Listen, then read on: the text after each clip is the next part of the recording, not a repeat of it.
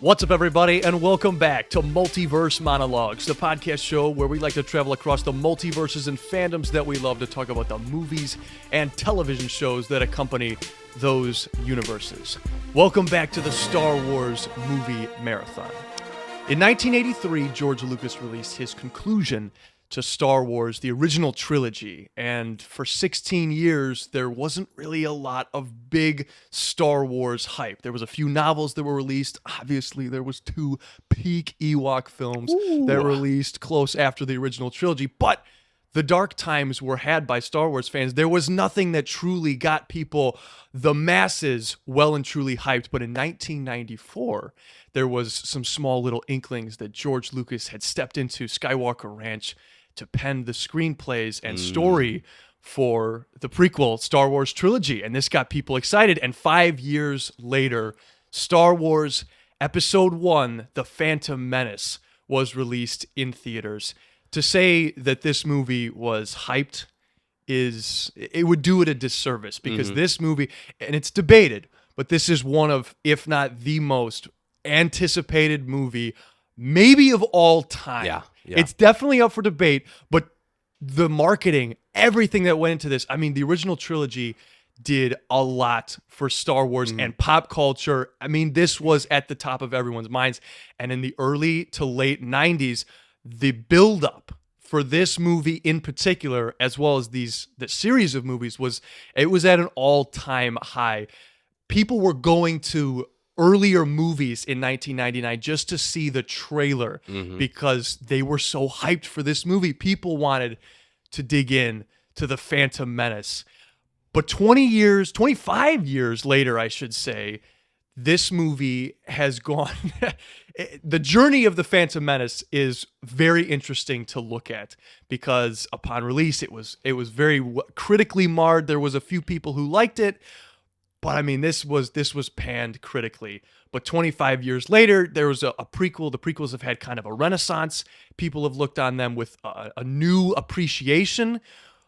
But we're here to talk about it. And like people were back in the day, in 1999, excited to dive into this movie, I know a few other guys who are also excited to dive in to the Phantom Menace.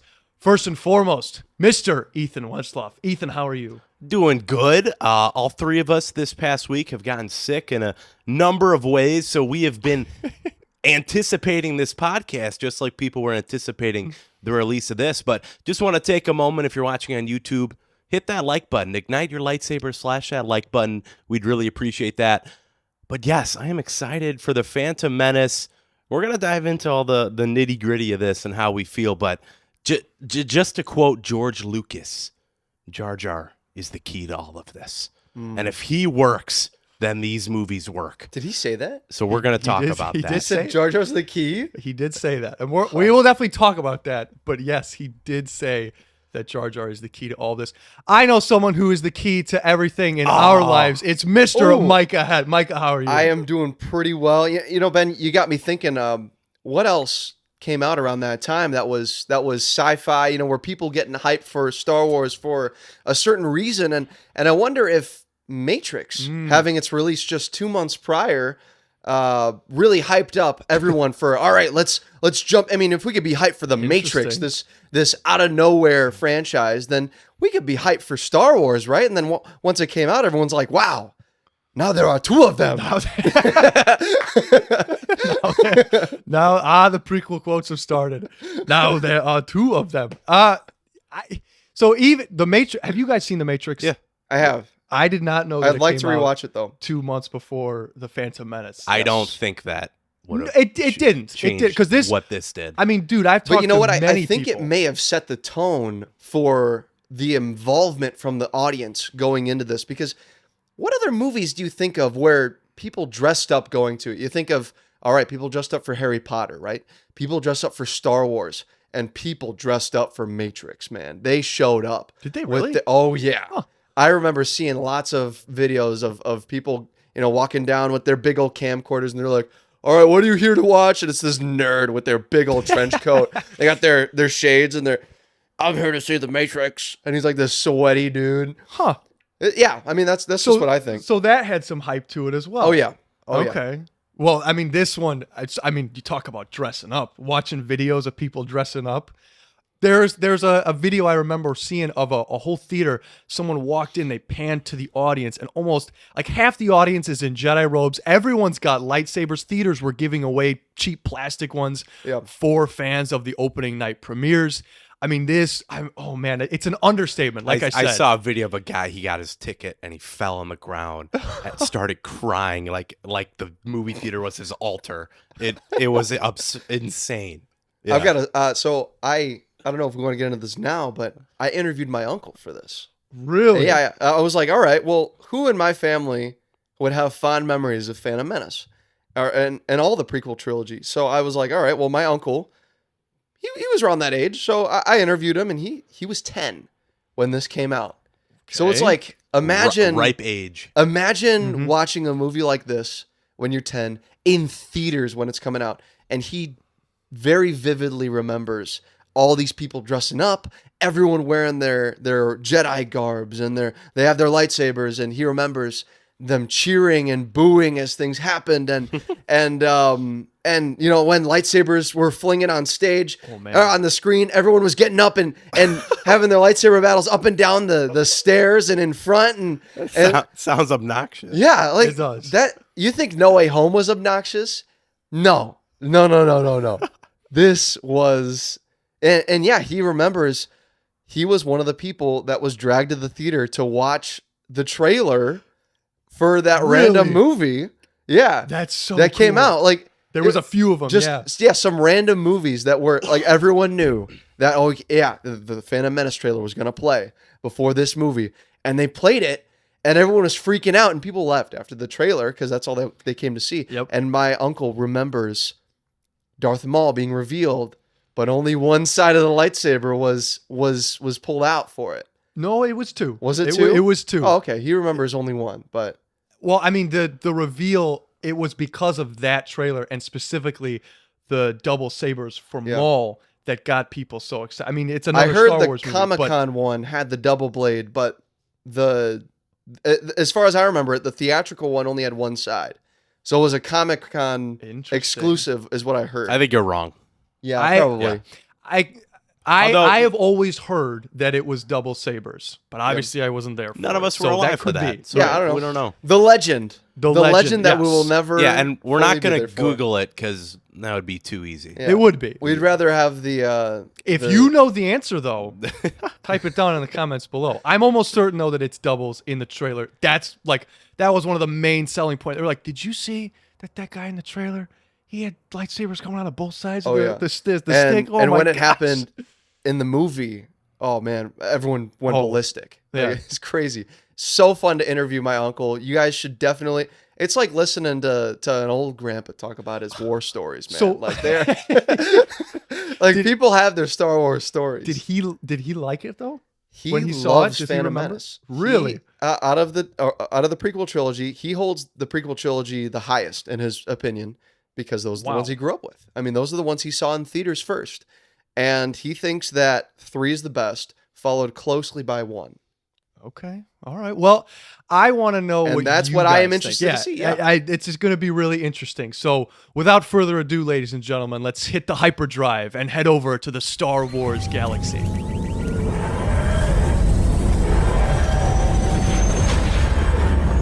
The boy is dangerous. They all sense it. Why can't you? His fate is uncertain. He's not dangerous. The Council will decide Anakin's future. Turmoil has engulfed the Galactic Republic. The taxation of trade routes to the outlying star systems is in dispute. Hoping to resolve the matter with a blockade of deadly battleships, the greedy Trade Federation has stopped all shipping to the small planet of Naboo. While the Congress of Republic endlessly debates this alarming chain of events, the Supreme Chancellor has secretly dispatched 2 Jedi Knights, the guardians of peace and justice in the galaxy, to settle the conflict. That is your opening crawl for Star Wars Episode 1, The Phantom Menace. Like I said up front, guys, we are 25 years removed from this movie. This movie is actually coming back to theaters I'm May. pumped. I am pumped. I cannot wait to see this movie. I thought about, just kind of watching some recap. Obviously, I'm not going to do that for this review. I always sit down and watch all the movies, but I was like, man, we got this now. And then in a couple months, we're going to go to theaters to see The Phantom Menace for the first time. I've never seen it in theaters. But we talked about a bunch of people who did. I have certainly, there's a guy at Menards where I used to work, and he was like, this was the greatest thing since sliced bread. I mean, he also liked The Phantom Menace. But How old was he when it came out? he was 20, Interesting. mid-20s, I think he is what he said. Because he grew up with the originals. Yeah. So you remember that social studies teacher I was talking about in middle school? He was one of the episode 1 dismissers. He was like, Didn't trash. like it. Yeah. Nope. I went out of the theater and I looked at all my friends and we were like, no, that You wasn't good. Yeah. Huh. And that's so weird to me. Because how could you throw away this entire movie? Well, to say that it is, I mean, it's a mixed bag. Yeah. To say that it's a for mixed sure, bag but- is like, but when it was released, you have to attribute some of this to the movie being overhyped. Mhm. It just is. And it's a Star Wars movie that there hasn't been one in 16 years, and now it's out. And 20th Century Fox and Lucasfilm did an insane job with the marketing for this. I mean, it was everywhere. And it's one of those things where, because we felt this when The Force Awakens came out, and especially when The Last Jedi came out, you had never left a Star Wars movie and been like, man, Star Wars stinks. But because you had your 3 original trilogy movies, and then you had this. Star Wars has always been good. So you're like, okay, it's a different kind of good, maybe. But then you take it home and you think about it more, and you're like, oh, I think maybe I didn't like that. But because the ceiling is so high, it's like, all right, when Dark Knight Rises comes out, or any movie that comes out in the MCU after Endgame, you're not gonna hit that ceiling. And I feel the same way with the prequel trilogy. Is how are you gonna meet what the original trilogy was? It's just gonna be so different. And that's why I don't envy the experience of someone who grew up with the original trilogy and then got hyped, because I can see myself, if this came out today and this was another Star Wars movie that came out today, this is definitely a watch this as you grow up, watch all the cool scenes, and then once you have your appreciation for it, then you see the broad strokes and the genius of the writing. And I will defend No, that. you won't. But I would and too. here's the I thing. would too. We're And not here's the gonna thing. do that. No. And here's the thing, because it is still mixed. There are still people who do not like this film, who say that this is still a bad Star Wars movie. I do not fall into that camp. But I want to know, because so many people have said so much on this film. The Plinkett reviews are, the Red Letter Media reviews, they have to be mentioned here because they've done a great job. I mean, and a lot of people have said a lot of what they have to say, that any topic that we bring up has already been talked about. So what I want to know is what you guys think, though. Because, I mean, we've reviewed 57 Marvel movies. We reviewed the first original trilogy, but this is a Star Wars film, but it's not a universally loved Star Wars film. We haven't got there yet. So I'm really interested to hear what you guys have to say and what stances we will be taking on this film. And I want to start with Mr. Wentzloff. 25 years removed, you just saw this movie. So this is one of the movies I did not grow up watching. Really? My relationship with this was exclusively through Lego Star Wars: The Complete Saga. I'd played through all the prequel trilogy, and I never really fell in love with these. And that's because my dad never showed me these. And I was talking to my dad this week, like, why didn't we watch these? And my dad said that he didn't even watch them in theaters because at that time he had just, within that time span, he had just married my mom. And I guess he was still a closeted Star Wars nerd. Oh, man. He didn't go to the theaters to see the prequel trilogy. So the love for the prequels wasn't thrown onto me because I'm sure, there are a lot of really cool elements that even when I did see this, I think I was around 10. So I still was super young when I saw this. So a lot of the childhood elements still, sink into me. The pod race is great. The Duel of the Fates is great. There are some really fun elements in it. But when I watch it now, it's so hard to watch with those fresh eyes where, okay, how am I going to attack this from a Star Wars perspective? And I have never hated this movie, but I've also never loved this movie. And I think that reigns true on this rewatch. I don't hate this movie. I don't love this movie. I think there was just enough in this movie where when I left it, I was like, okay, I'm glad I watched that. So to me, it's very mixed. There are a lot of mixed elements, and I think it aged pretty bad.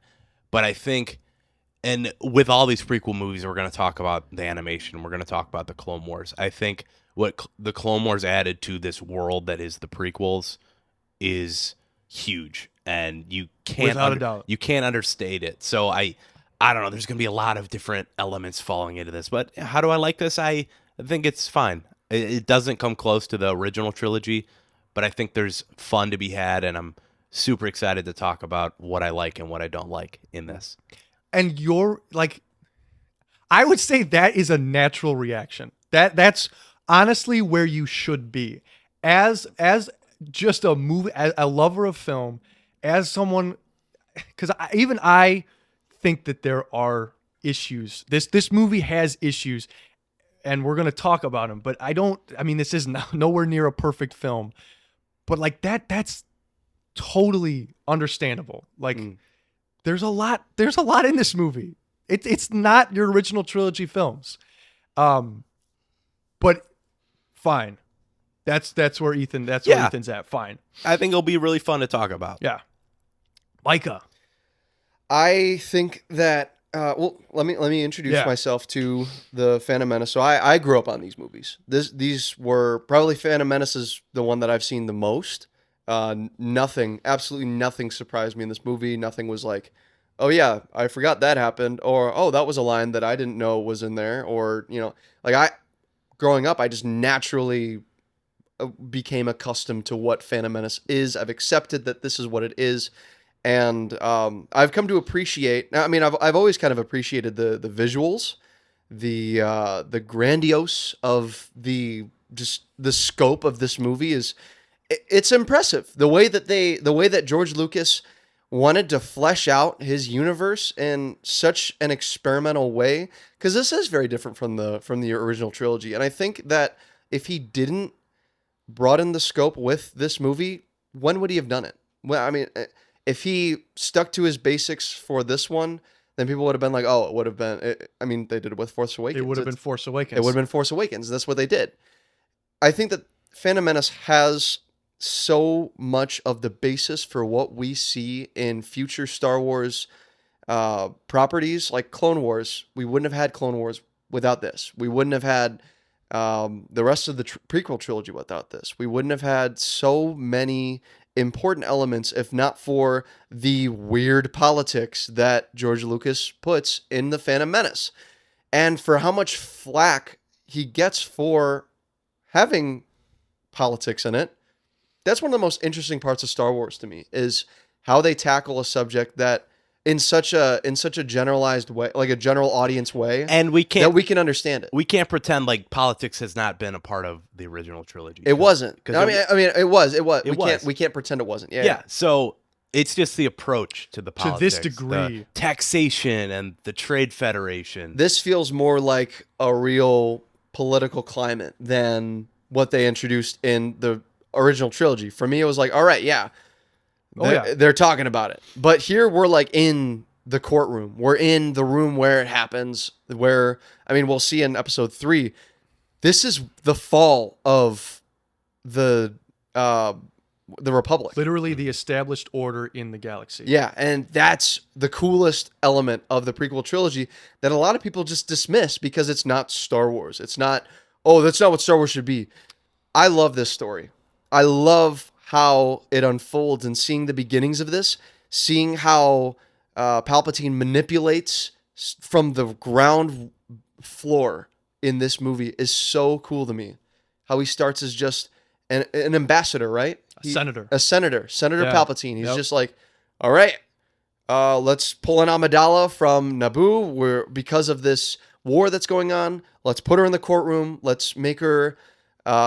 let's push this vote of no confidence in my favor. And I will sneak in, and that's how I'll gain control. That's super cool to me. That is that makes the whole movie worth it. And it's very subtle. And people just dismiss the whole movie because of it. Because of this. Because and that's the thing, because it's not the original trilogy. Yeah. But I don't know if I fault people for that though. Mm-hmm. Because I think the expectation wasn't, once you get to clones and Sith, then it's okay, I kind of know what I'm getting myself into. But people didn't. People only had the original trilogy to set them You don't in. know what prequel looks like. Exactly. But I love that he took a unique out there standpoint. This isn't your close hero's journey, your close personal hero's journey. This is much broader. This is a much broader story. We're not just focusing on Luke. And we weren't always but he is the central character in those movies. Anakin is the central character here, but so much more is at play here. The rebellion, you don't really focus on the rebellion like you do the Council, the Republic, the whole war here. And it's a different story structure. It is, and it does take some getting used to. But I, like you, Micah, also agree that the story of the 6 films in general, that what this does for those original trilogy films is, I mean, it makes, like we talked about, it makes watching Return of the Jedi that much more emotional, because you go from this broad standpoint, and Return of the Jedi is the most broad, I think, that you get with those first 3 films. But because it's so broad, because you're attacking things on such a broad scale, like the Emperor is now involved. That's huge. That it makes these movies like that much better because of it. Yeah, I feel like the original trilogy is focused but vague. Like it's just like, oh yeah, we have the Clone Wars. They're out there. Like, yeah, but they don't delve into it. They say, all right, and then there's this thing, but they mention the rebellion in the Senate. Yeah, but yeah. It's just mentioned. They mention all these things. There's like, the Senate will not approve of this decision. We don't see the Senate at all. And this is where we have the broadness, but the specifics of each of these little things. And that's what I love about this movie. It is the longest movie we've had in our Star Wars runtime so far, at 2 hours and 16 minutes. You mean it wasn't longer, or the Ewok films weren't longer? You may have thought that it was long based on those, but unfortunately, no. The Ewok film certainly felt longer. Yeah. Hey, this feels long too. I'll say that. It does feel long, but I feel like it's not long in a boring way to me. It's long as in like this is a lot. The only movie that I felt For me, the I know for runtime- you. Yeah. No, the only movie that I feel the runtime for in Star Wars for me personally is The Last Jedi. Every other movie kind of I just just feel like my time is wasted in The Last Jedi because of the. We'll get to it. We'll get to it. We'll get to it. But we'll see if it holds up on Yeah. this watch. no, But that's what I like to compare in this Yeah. watch through. Since we're getting into the prequel trilogy, that's what I'm excited for. Is comparing. All right, is the prequel trilogy really as bad as the sequel trilogy, as people say? And we have to talk about how this is George Lucas's first time at directorial helm. Written and directed. He wrote and directed this one. First time he did that Since- since the OG. A New So Hope. Yep.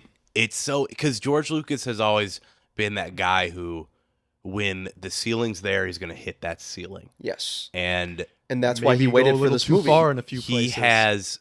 he waited for this movie, and I think the quote is he was watching Jurassic Park. That's right. And said, "Hey, I should go back to Star Wars." He's like, I'm ready for kids. I mean, the sequel. So this is got both. his first time back, and he's going to hit that ceiling. So now that he has all of this computer CGI world at his fingertips, he uses it. It's Wizard. What a It's George Lucas not held back. Yeah, and that's another thing we could talk about is the CG. It's like a 7 out of 10, but there's so much of it that it makes it, for this time, pretty good. No, That's what I'd say. I'd say the only thing that's really so iffy for like modern take is the texture of it and the like tracking. But overall, because there's just so much CG, it's impressive still. But you cannot also. You also have to acknowledge how many models were built Oh yeah, for this movie. How many practical models? Like you have a lot of CGI, the most that's ever been used. and the sets, but- man. It's all there, man. you get a mix. This is like with the rest of the prequels, he doesn't go this model No. and puppet heavy. No, he definitely doesn't. There's or more set CG. heavy. Oh yeah. And we'll talk about it as we progress, but even in this one, I think I wrote one of my early notes was something about this movie gave me a headache looking at it. It seemed very blurry. It's spots. so much, and especially now that they've upgraded the quality and we have bigger TVs now at home. Watching this, I think all three of us, or me and you, watched on Disney Plus. Disney Plus. Unfortunately, I watched the 4K. You watched your 4K, but to me, something about it hurts my head, and it's hard for me to look at. Yeah, I think one of the worst scenes for me is so Qui-Gon is talking to Obi-Wan. It's a dark background. I don't know where it was. It might be when he's talking about midichlorians or something, but it's so he's on a green screen or a blue screen or whatever, and the hair is just all it looks like it's phasing in and out. It's just the wig. Oh, no, it's not about the wig. It's about the outline on the green screen background. It just like cuts off part of it, or it just looks off. It's like an uncanny valley for set design. I don't know. They haven't mastered it yet. Yeah, and in many I ways, think- this was and the pioneer of By so the many second or things. third one, oh yeah, this movie leaps and bounds. It's like what A New Hope did for SFX, and that's totally apparent here.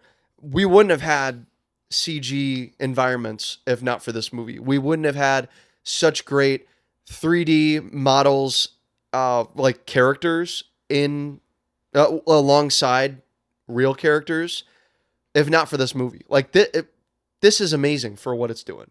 Especially for 1999. For sure, 1999, and being the pioneer. Yes, I will say this: I don't notice it as much as you guys do. Like I didn't notice that the outline of the hair, but certain Jar Jar shots. Because I also don't notice a lot of CGI elements that people do. I don't know. I guess I just don't have an eye for it. So I'll defer to you guys of that. I was just specifically looking for it. You were, I'm because not I knew that looking was one for thing it. that But, I wanted to look for. Certain Jar Jar scenes, because I watched it on 4K, because it's so updated now, it does age. It definitely ages. And the Yoda model, I remember in Attack of the Clones also not aging very well. Is it? Once you get to Sith, it's pretty much flawless, but Attack of the Clones has some dodgy Yoda CGI. And we got to as talk well. about Yoda puppet. Yes. Also, So we did pull up the original puppet. theatrical 99 release. Nightmare Fuel. Because I've got it. So I pulled it up, and we watched a couple scenes with Puppet Yoda. Why'd they change the puppet? Why is this Yoda so weird? They wanted to make him look younger. He doesn't look that young. and they overshot it. And, They did. The nose specifically always. I even remember because the first time we watched this was, I think, this VHS version. And I think Ugly Yoda's on that one. And I remember being like, what did they do Eyes to my man me. Yoda? He's always like, looking at you with this like weird, it's really bad. I'm glad they CGI'd over him. Yeah, some people didn't like CGI Yoda when he came out in 2 and 3, but I think looking back, I think it was a good decision if they were going to go with that puppet. If you want him to Yeah. do anything, like, I mean, there is an element to where, okay, Yoda's just your old wise master. You're just going to get him sitting and doing whatever. But then also when you see him fight people, it's pretty cool. It's pretty cool. So We'll see. It is. We'll see. Some people don't like that. Well, we haven't seen it yet. I know we haven't But seen it yet. what we have they seen, could have him fighting later, guys. We don't know. Ghost Yoda, the Jedi Council. Yoda's in the Got Jedi Yaddle. Council. The Jedi themselves, yeah. We meet just the weirdest group of Jedi you've ever seen, Dude. and Liam Neeson. You get Liam Neeson was so stoked to be in this movie.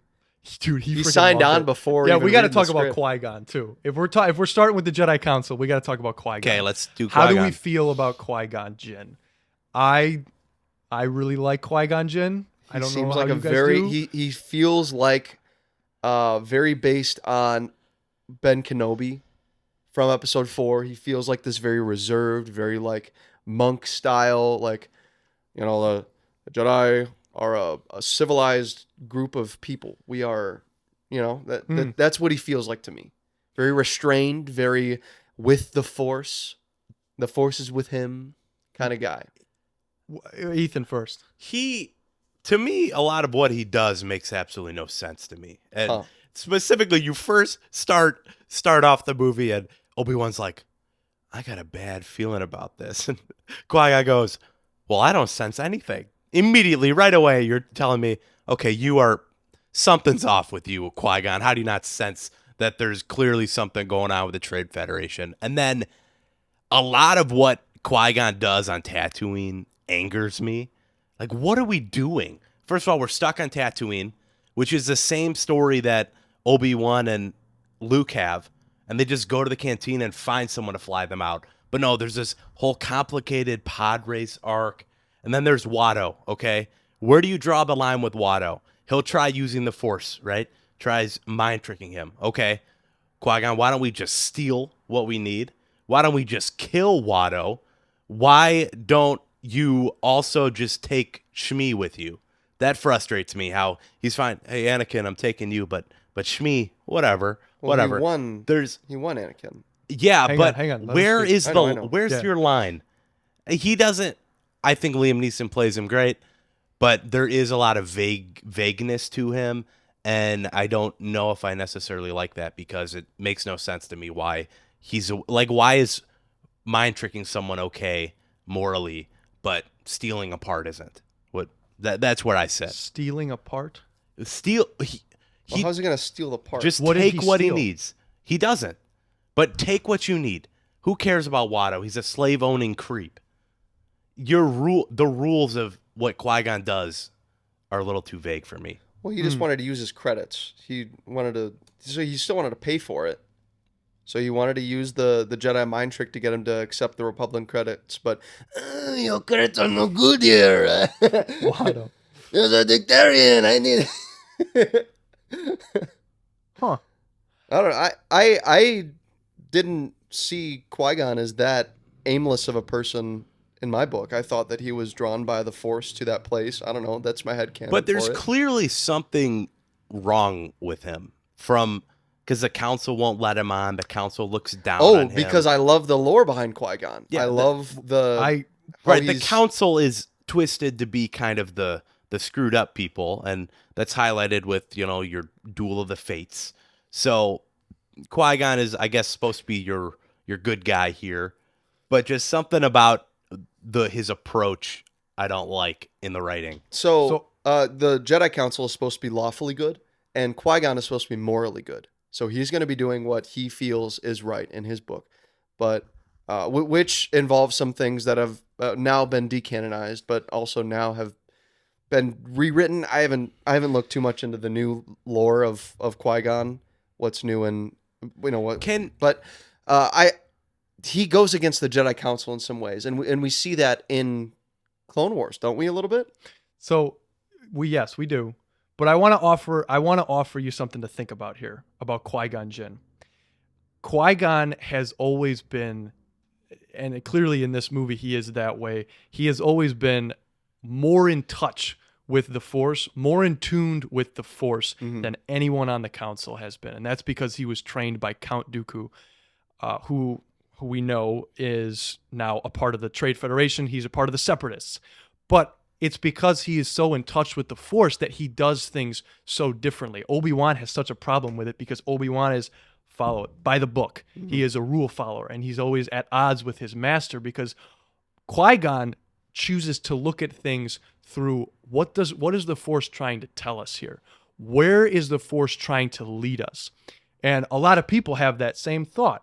Why the heck does Qui-Gon put all of his cards on a freaking 9-year-old to win a freaking super dangerous pod race? Why does the Force? Why does he do that? He's not betting on Anakin. He's betting on the Force. Right when he gets there and he starts observing Anakin, clearly right then and there, he's like, okay, something's different about this kid. And his mother, Anakin's mother, also says he's different. He has these abilities. He has no father. Which is also a point of contention. He starts in this movie. to realize that there is something more to this child than meets the eye. So let me let the Force play out.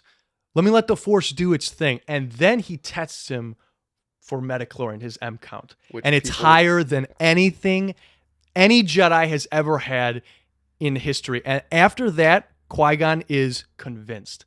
He says, okay, you know what? The Force has let us hear it. Clearly, this is the chosen one. Clearly, this is here. So, you know what? I'm going to do everything in my, I'm going to let it play out, you know? He even frees Anakin Skywalker. He knows that if Shmi comes with, that there's no way that Anakin or the Jedi will ever accept Anakin. But he knows if he can get Anakin, then it's fine. So he secures it his way. Anakin ends up winning, right as Qui-Gon foretold. But it's because Qui-Gon is so in touch with the Force that enables this whole plot to play out the way it does. That may be a different way to look at it than just his actions make no sense. Yeah. It's because he's so in touch with the Force. Okay. That's how I look at it. I pass it. I'll let it happen just because it's kind of a lot of the same reasoning for Lost and a lot of character choices there. Well, in service of the island. We trust the island.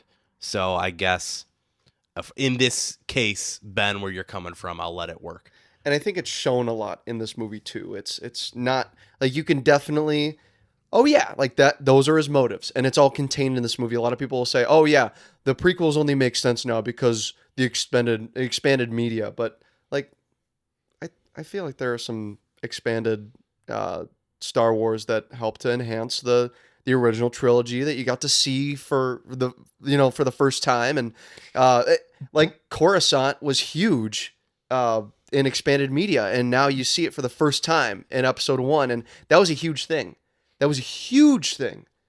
And yeah, I mean, this is just an example of, I think Qui-Gon Jinn is very justified in his motives. He's very I don't know. I just like how he's in tune with the Force, like what Ben said. But I couldn't have worded it better myself. But you're not wrong in thinking that though, because if you don't spend time looking at this, Yeah, if you're just an idiot, then you. Well, there is a lot more to it because he's telling a story in such a broad stroke. Like you have to be a nerd like me and read like in order to get so much appreciation from that. And you're going to hear a lot from me about these 3 movies, but I will say a lot of it is enhanced because of books, because of television, because of media that ties into this. A piece of media that ties into this that is just fantastic is a novel by James Luceno called Darth Plagueis. What that book does for this film in particular is insane. I would highly recommend it if you're into books and into Star Wars. But we're not judging that. We're judging this for what it is. So you talk about the book and the introductions, and we get really 3 huge introductions to the Star Wars mythos and the Star Wars lore that stand out to me. We get 1, midichlorians. We get 2, the prophecy of the chosen one that we've never heard of. And then we get 3, the rule of 2. Always 2 there are, a master and an apprentice. How obviously these are baked into the lore now, but just kind of throwing these in there to me is a little, okay, there was no talk at all of Anakin being the chosen one in any kind of way during that original trilogy. There wouldn't be. But I kind of hate the chosen one. Really? I hate that because to me it takes away what Luke is and the importance of Luke and how it. Okay. Because all right, this is the guy who's going to bring balance to the Force. Okay, so doesn't retroactively you introducing this prophecy of the chosen one destroy the rule of 2 you've also just introduced? What is that, Ben? The rule of 2? There always 2 there are. Yeah. A master and an apprentice. Mm-hmm. But then, all right, you're going to bring balance to the Force. How does that work? And also, the sequels. The rule of 2 is flexible. I mean, there was the whole 1 Sith for a long time. Does it even work now with Palpatine surviving somehow? In regards to... Chosen one will bring balance to the Force. Well, you don't even kill Palpatine in the end. The sequels ruin that. That's what I'm saying. We're not talking about the sequels. Yeah, but that to me, it's mucky, and I think Luke deserves a lot more praise than what George Lucas ends up giving him in the Chosen One prophecy. But and I'm getting too. He is so important. He is so massively important. It's Luke is as central as Anakin is to fulfilling this promise. I wouldn't say as centrally, because it is Anakin who brings balance to the Force, but it's through his son. It's through Luke. If you don't have Luke to show Anakin the good side, the prophecy, like if you don't, he brings Anakin forth into the light, and then Anakin fulfills the prophecy. If not for Luke, Anakin would stay on this path, but he sees the light in his son. Mm-hmm. And I mean, he even tells him that, tell your sister you were right. Luke is so massively important, but the story is about, retroactively, I will say, the story is about Anakin. He is the chosen one. But you have issues with that. And if you have issues with that because of the rule of two is just a Sith thing. That's just something I threw in there. Okay. I've also heard people say that Luke is the chosen one, but Anakin was misidentified as the chosen one. So that's why he was brought in. That's why, because Qui-Gon was so convinced that he was the chosen one, but maybe Qui-Gon was wrong. And that's where theory. I fall into it. It's just George Lucas has his thoughts on it because he's the story maker. Well, it is clear though, and I want to make that clear here. Anakin Skywalker is the chosen one. There is no other. It is up for interpretation. Yeah. Uh-huh. In the galaxy of Star Wars, but Anakin is the chosen one. But even Obi-Wan says that Luke is the chosen one. Obi-Wan Kenobi even admits. He says that Luke Skywalker is the chosen one. And Luke Skywalker you were the chosen one. will balance the Force. This is in Rebels. Oh, okay. But Anakin is the chosen one. He is the one who brings balance to the Force. He is the one who destroys the Sith himself and once Palpatine. Media is made, packaged, and produced, it's out of the creator's hands and it's in the audience for their interpretation. And so I like Luke. I feel Luke is more of a chosen one candidate than Anakin. But why though? Why? Yeah. Because Anakin is only Vader without Luke. Luke, he brings that side out of him, and I don't know. Okay. I love Vader as a villain, but this whole chosen one throws a lot of muck into a pool of water that is a little too messy for me, and I kind of don't want to expand on anything else. Okay. All right. We got chosen one. We've got Metachlorians. We got to talk about that too. So there are organic life forms that lots live of people in the blood. Yeah, don't like metachlorians. That's weird. Specifically how metachlorians impregnate Shmi. Somehow. Ben, what is the lore behind this? Well, is it just the chosen one is just there? It is, if you want to look at this from a religious standpoint, it is the same thing as, Christianity. Yes, but she was conceived by the Force. The Force made this happen. And that's how Anakin is. Because the dark side was getting so strong, you talk about balance here. Because the dark side is getting so strong, not just with the Sith, but also with the corruption in the Senate and even the Jedi, who, when I was a kid, the Jedi were the greatest thing. Like, I love delving into each and every Jedi Council member. But the older I get, even now, the Jedi are morally corrupt. I mean, everyone on there is, you don't see them as these heroes of old like they were in the Clone Wars. Yeah, like I said, they're lawful good. They're going to follow. They're going to follow these people, but they're not going to have their own moral good. Yes, and because of all of this darkness, the Force has to bring about balance, and that's where Anakin comes in. He was conceived by the stack Force. overflow. The living Force. So then, what are the limitations of what the living Force can do? If they can impregnate someone and bring into existence a chosen one. I would say you could do... It's a little too vague, or what? You could do anything. From a writing standpoint, it could be whatever is needed for the script, but it is vague. It's never defined. But George Lucas, from the very start, in all of these Star Wars films, wanted to reinterpret old myths in a modern context.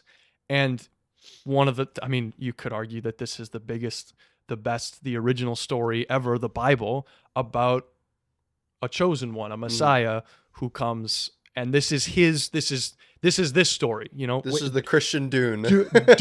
Dune just came out, and you have another chosen one prophecy in that film as well. Yeah. But this is Star Wars. That one's based on chosen more one. Muslim stuff. This is, I guess, based more on Christian stuff. But I mean, this Dune definitely had a lot of, you know, Dune had a lot of inspiration with, or Phantom Menace. Star Wars itself had a lot of inspiration from Dune. I mean, yeah, Dune Chosen is the One most being one of them. influential sci-fi Yes. project of all time. Star So it's Wars, like- yes. Star Wars comes from that. Mhm. But the midichlorian thing I want to address, you can have both.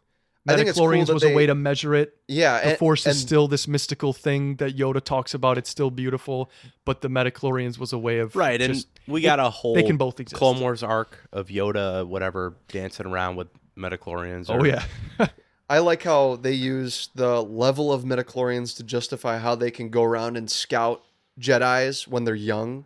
So like these babies. yeah. And then that's a whole Clone Wars arc too, right? Too, That- yep. That was really cool. Mm-hmm. How they can just be like, all right, we got all the midichlorian trekking in the galaxy, and now we're gonna go find them. Yeah. It is fascinating when they bring Anakin, who's significantly younger than Luke was, and then they're like, he's too old. This guy's too old. And you're sitting there, this is a little screwed up. If this literal child is too He's old, 10. how young are you guys bringing them in? And they do. There's a lot of elements from this. I don't want it to sound like I'm entirely negative. Like, I really do like Ben put me on the Clone Wars. I love a lot of the Clone Wars and Star Wars Rebels and what filters over into the Bad Batch now. I like a lot of this. It's just there are a good amount of elements that don't hold up and kind of punch me the wrong way.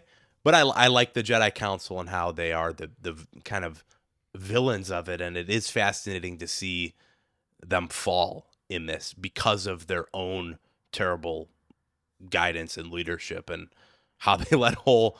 We're going to talk about the Clone Army next movie, but that's fascinating too. You know, one thing that I was just reminded of is, what do you guys feel about the whole Anakin Padme beginnings? So we're talking about, all right, Anakin's young. Are you an 9 angel? years Are old. you an angel? Yep.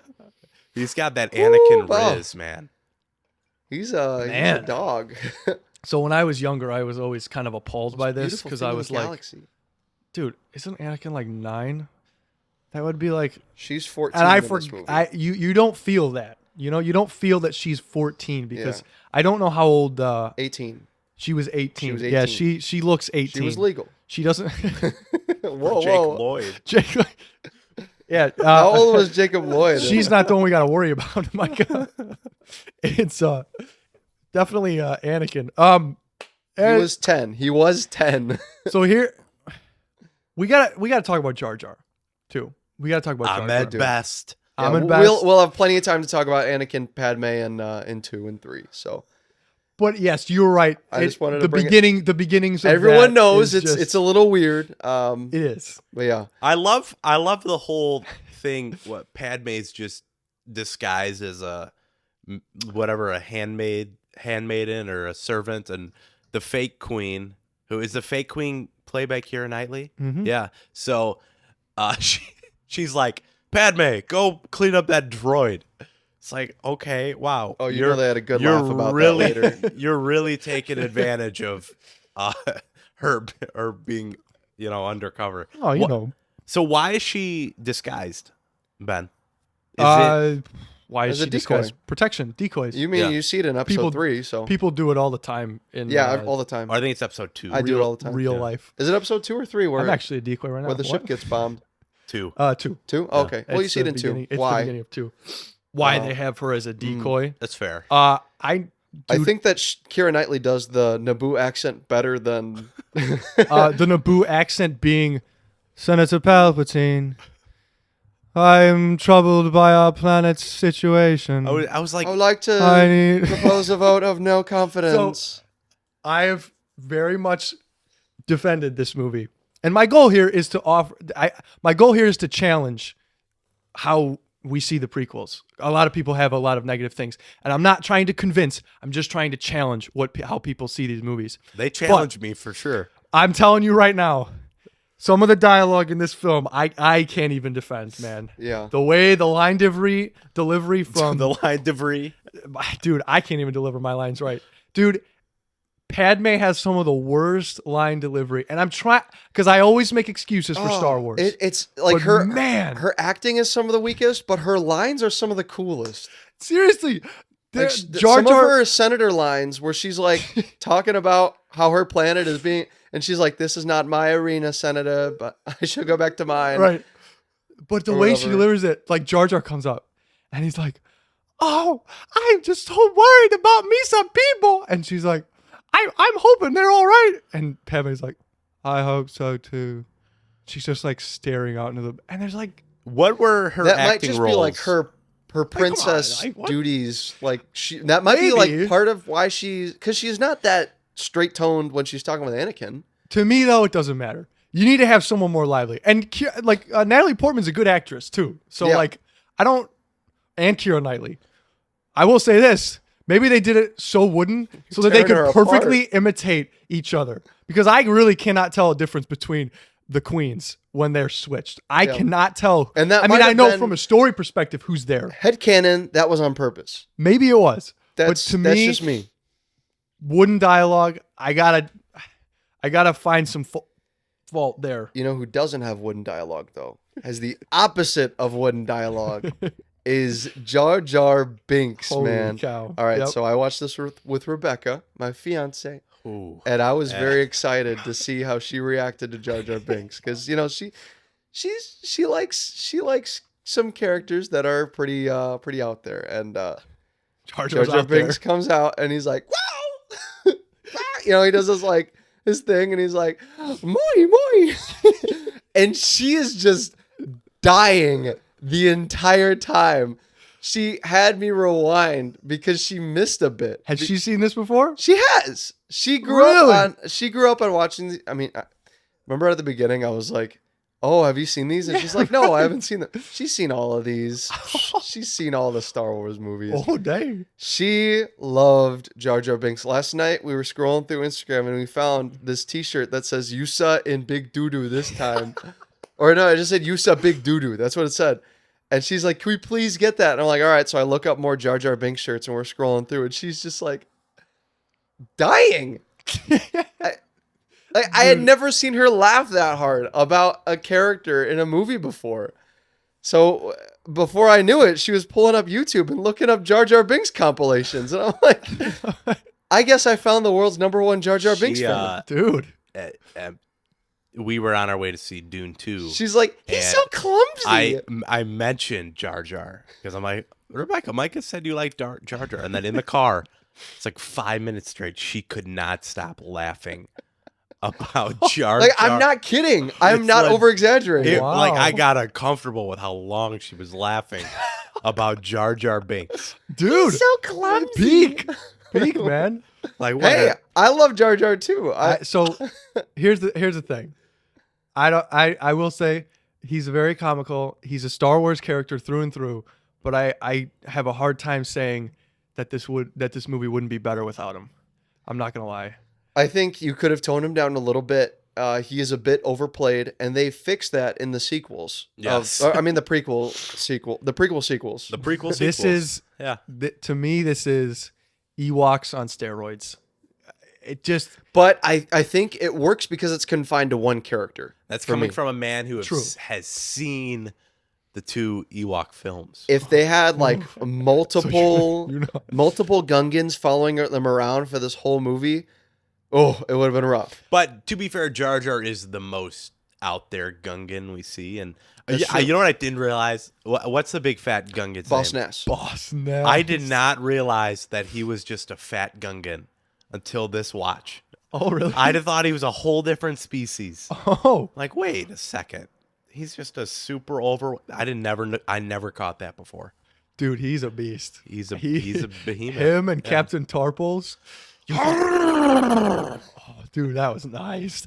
Man, I'm telling you, the gun gets in another. They make for great comedy. And as a kid, I ate it up. I laughed every time Jar Jar was on screen. But just as an older fan, it's like, okay, all right.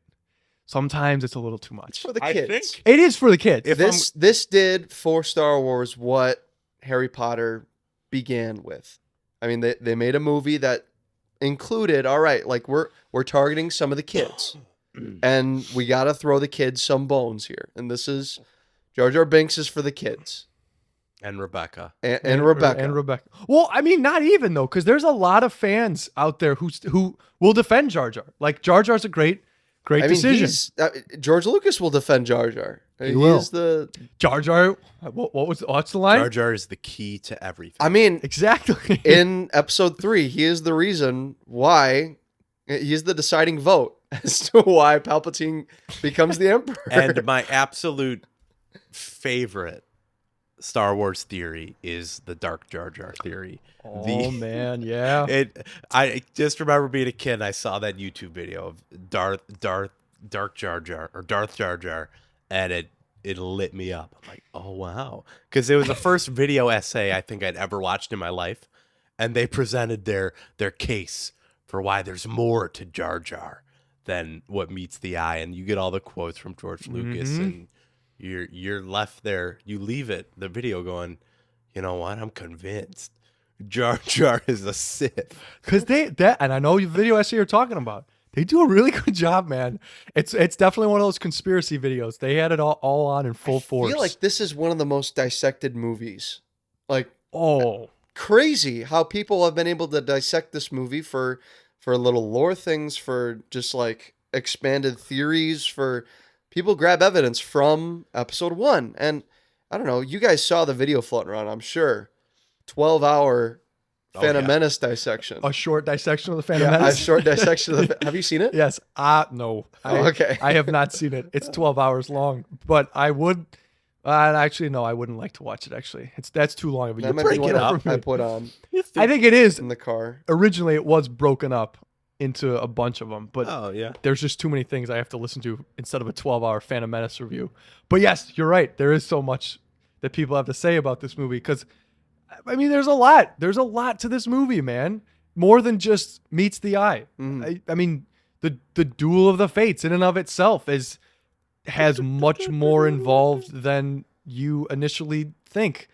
A lot of that comes down to recent comments from Dave Filoni, but not only the Duel of the Fates is one of the best, scenes and lightsaber duels, which we need to talk about and rank, but there's so much more to that. We talk about the importance of Qui-Gon into the story, but Qui-Gon dying is what sets this universe.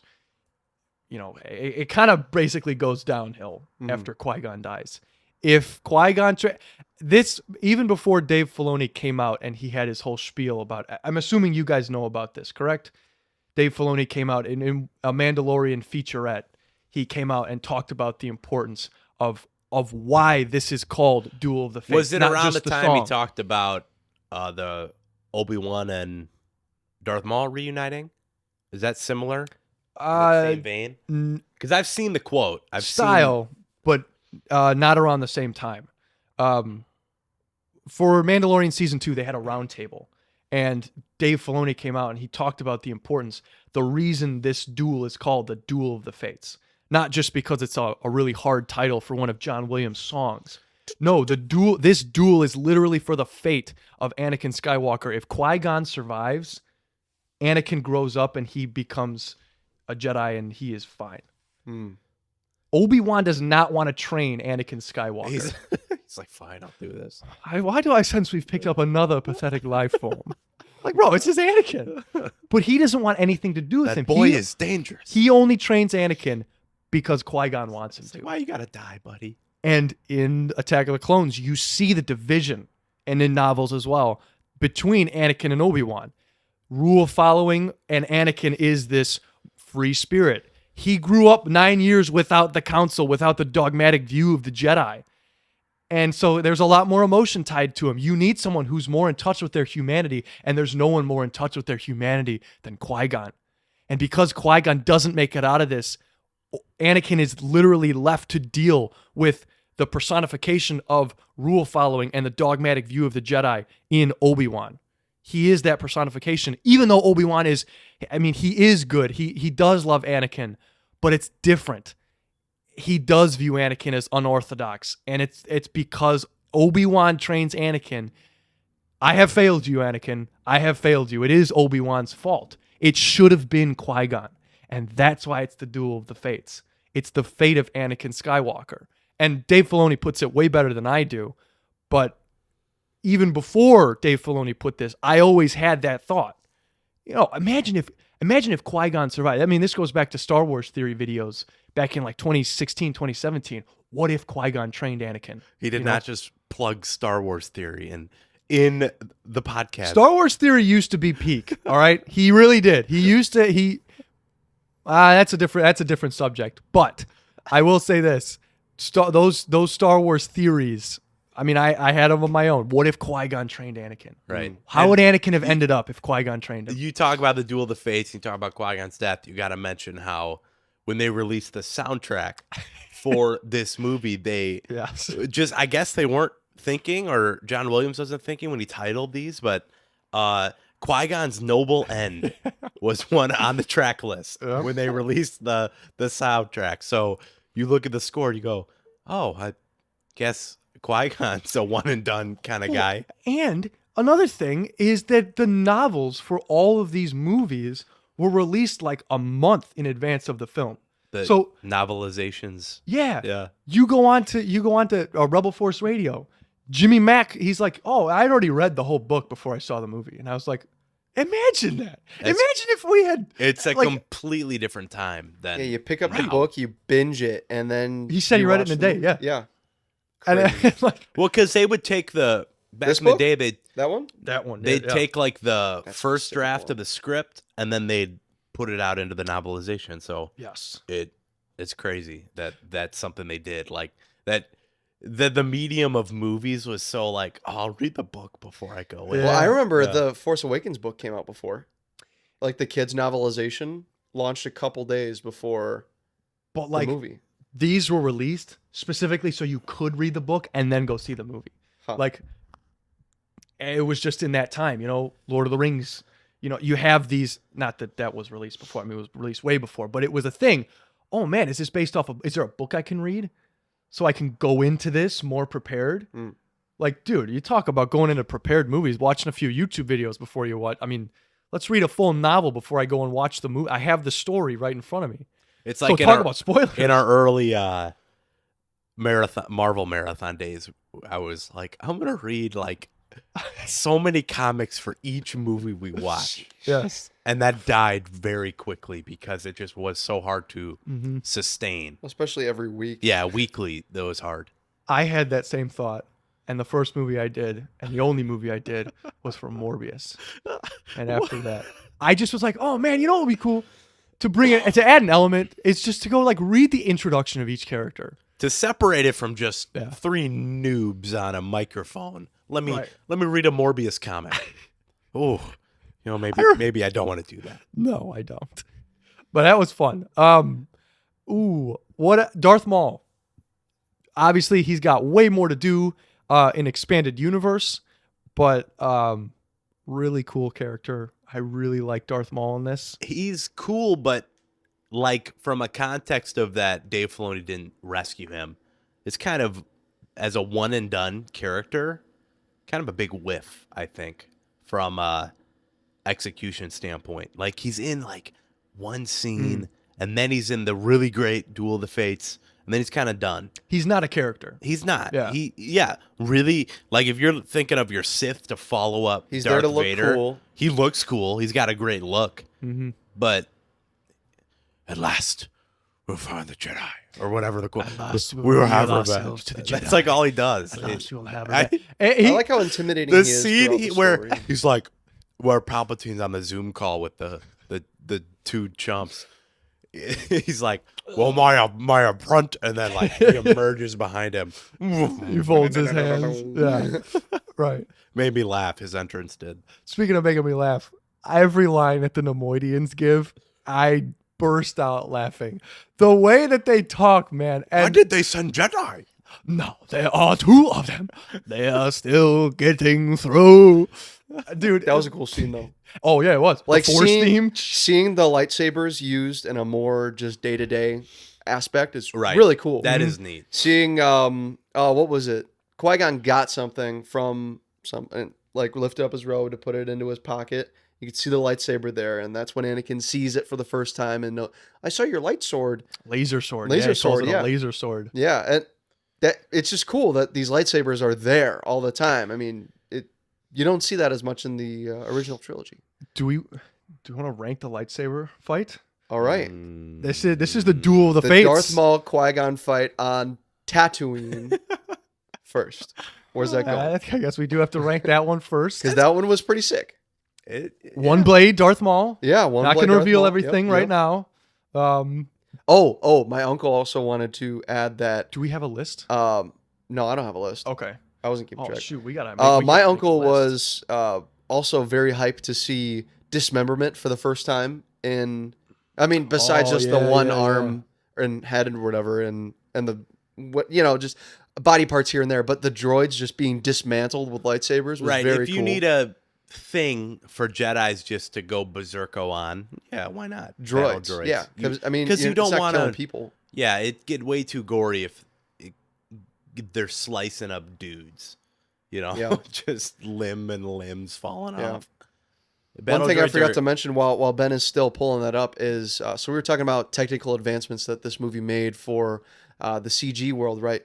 But this was also coming out in the same time as digital photography for digital video cameras, and only a couple shots were made on this movie that were digital, but this was the last Star Wars movie before Force Awakens that was shot on 35mm film. And the first movie ever to be released on digital cinema projection. So George Lucas went out, kind of like how Christopher Nolan's going out and funding these IMAX projectors to be in IMAX theaters. George Lucas went out and funded a bunch of digital movie projectors to be installed in theaters across America, and I think a couple in Europe, so that people can see this in the way the director envisioned, which is really cool. That is cool. And it kind of sucks that movies like Titanic didn't get released digitally first, because those would have benefited heavily from being digital, because that was a movie that even wore out the tapes because they played them so much. I don't know if you guys knew that, but Titanic had such a long theatrical release Oh really? that the tapes wore out. And that was a long tape to replace. This was the biggest movie since Titanic. Yeah, to it come was. out. It didn't hit Titanic numbers. I mean, which- it hit some pretty close numbers. It was the first one to hit $1 billion in the box office in our Star Wars. But it also had a budget of 115, which was way larger than our original trilogy. yeah. It was originally only supposed to be 50 million. Well, if you combine Yeah, our whole ouch. original trilogy and the Ewok films, it doesn't even It doesn't even scratch the surface doesn't of even half. hit half of what the budget was for Phantom. Oh yeah, barely does. They were all around the same. Interesting. Yeah, the opening weekend it made 64 in America. 64 million. 64 million. And that's 1999 numbers, Yeah. man. Crazy. Wow. Made Just almost 9 times its budget. At $1 billion. I believe some of that Billion. box office has to do with the 3D re-release of Yes, Phantom which Menace. was huge. Yeah. I'm One of the kind of- biggest re-releases of all time. I do remember that, actually. I wish I was able to see that in theaters. Anyway, the lightsaber fights, though. I wanted to go over this list right now because I thought this was how we ranked it so far, but I could be wrong. We have Noah versus Tarek from Ewok Number one. Adventure. That's obviously number one. We have that at 4. I believe there's only 4 so far. We have 4 Obi-Wan points. versus Vader at number 3 in A New Hope. Luke versus Vader in Empire, and then Luke versus Vader in Return of the Jedi. That's how I thought we ranked it, but I could be wrong, and it's, I guess, still up for interpretation. I think I put Empire first, but I'm But I fine think with, I'm Ethan fine and with I Return put being Return first, Right. at the highest. So which I'm totally fine with. okay, all right. So are we gonna rank with 2 lightsaber fights? Yes. We So we throw have two to. of these Okay. We have to. We're ranking every single one. All right. Okay. This one I would put at The Tatooine one, right? the Tatooine one. I would put at 3rd from the bottom. So I it would give Luke versus Vader, Obi-Wan versus Vader, and then I would put this fight, right? You would put this one under Obi-Wan versus Vader. It's nothing. Yeah, you do know? it. Yeah. Yeah, you know, I'd put it I think there. it's nothing. Well, I mean, So it's a small little second from the skirmish. bottom. Yeah. So Noah right versus above Tarek. Noah versus Tarek. Yeah, from as the bottom one. I like Battle how he for almost Endor. plows over the chosen one in his speeder, Yeah, Anakin, get down! and he's like, "Wow!" Qui-Gon, sir. That's a weird edit, though, the way that scene starts. Because there's really nothing, but then the scene starts and they're frantically running.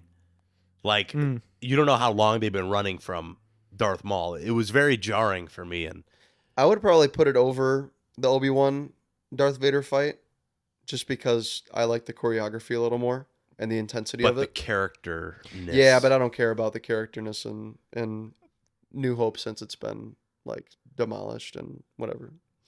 Wait, That's the whole thing. what? Yeah, I don't know. Since it's been demolished? Demolished. You gotta explain Yeah, yourself. because no, I don't want to. Oh, okay. All right. This is what we're here for. Yeah, I just don't care about it. I don't know. I think just because I agree with Ethan, because of the character motivation, like the choreography is better, and we're definitely going to talk about choreography in a second. But this is just a couple slashes quick. and stabs. Yeah. It's a quick one. It's It's good. a teaser for what's to come. Yeah. Yes. But I say now we get into Duel of the Fates. Yeah. The big ticket. What was Can't that one? deny freaking. The staple of this movie. Oh, without a doubt, 'Cause it's no the matter- most exciting point. No matter who you are, lover or hater of this movie, the Duel of the Fates is awesome. It is Legendary. epic. Okay. Yep. It is super cool. So how cool is it? How high do we? Because the visually, choreography, music, Yeah. it's great. It is awesome. Now, it's not. It doesn't hold the emotion that a Vader and Luke scene has, but spectacle and execution is, I don't know. It's really pleasant to look, and they get like a little, like there's a part where Qui-Gon just punches Darth Maul in the face with his hand. And he goes, Yeah, we've never seen that Yeah, before. right. That's cool. Like, yeah, you're fighting with swords, but you also have just kicks and punches in there. And I mean, every bit of choreography is just nothing we've ever seen before. I mean, Right, because you can talk about how they had the metal rods that they used in the originals. You slap them like they do in these prequels. They'd Yeah. bend, they'd break. But these, like, you can. They put a lot into this, and you can tell. oh yeah, So- different lightsaber effects too. Each saber light up is different. Qui-Gon, Obi-Wan, and Maul all have a unique lightsaber light up sound effect. Ben Burt went all. I mean, cool. the whole team went all out for this movie. I mean, this was 5 years in the making from when George Lucas started penning the script. I mean, and they all knew about it at Lucasfilm, man. That's the thing. It was a private company. Not to get too outside of the topic here, but it's a private company. So the only thing your whole movie studio is working on is this movie. Yeah. You know, you're not all focusing on so many other things, and that's what makes this fight as good as it does. For me, the combat is the king for me for these lightsaber Yes. battles, and Yes. the emotion of like, you know, the just them looking at each other and having these thoughts or saying a line to each other doesn't hold as much weight as good choreography. And I think if it's a lightsaber duel, this what are you tops it for looking me. for? I mean, Right. yeah, you can add to the emotion with if you have the emotion and the combat, sure, but like Return of the Jedi's finale is nothing compared to this, just combat wise and lightsaber battle heaviness of the. I even like the emotion weight in this. I think. Sure, it's not as emotionally heavy as the Return of the Jedi one, but the No. combat makes up for it in leaps and bounds. Yeah, I don't know. I got to agree. I think it's the best, to be honest. best with we've you. seen I so think it's far. the best we've seen so far, to be honest. Yeah. My vote is number one. Like hands down for me. Yep. Go Hands ahead. down. Number one. The Duel of It the hurts Fates. me. It hurts me because And I'm with you, But honestly. It's like It is. spitting on a classic movie, yeah, but man, the we're talking about I lightsaber think- duels, man. I The think force, when we get into the later half of the prequels, I think the choreography is more evident, whereas it takes me out of the duel and it feels like these are just two guys. there's an argument for that, and I rehearse can't wait this. to talk about it with Yeah. you. there but- definitely is. But I don't think that seeps into the Duel of the Fates. I think this is fully just really fun, and plus you get the dual lightsaber in full effect. Yeah. Get to see Ray Park utilize that and Oh, man. fight with that. It's cool. Ray Park, who famously played Toad in our in our Marvel movie marathon. That's The right. first time he's appeared on a marathon. Yep. Yeah. Yep. Also, a little bit Is of that a one cameo. of two people that make the jump between marathons?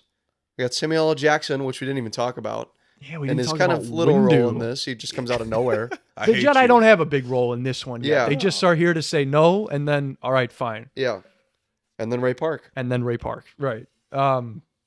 Warwick Davis also makes cameo in this. Yes. This is not the last time we will see him or that specific character in this marathon. Oh man. Yeah, you're excused. Oh my goodness, Ethan. We could not forget. Can't forget. Thank you. Sorry, we did like 80% of this podcast without our stapled That's probably just why it was so good. props up there. Yeah. They were dragging us down. Yeah. So is there anything else we want? Oh, well, actually, there's something else I want to say. The battle droids, the Trade Federation Army, the whole scene when they are powered up and they Oh yeah. start attacking. That scene is I epic. forgot there's no super battle droids in this one, Yeah, they come in which is cool that they build on it. once Pago the Lesser becomes part of Droidicas are insane. I love the Master Destroyers. Yeah. I love the the cutting open of the door, the melting of it. Yeah, man. Yeah, just little The- things here and there are really cool in this. And for people to just, I think we've established today, I hope Ethan is a bit on the lighter side too, is that the Phantom Menace is not one to just throw away.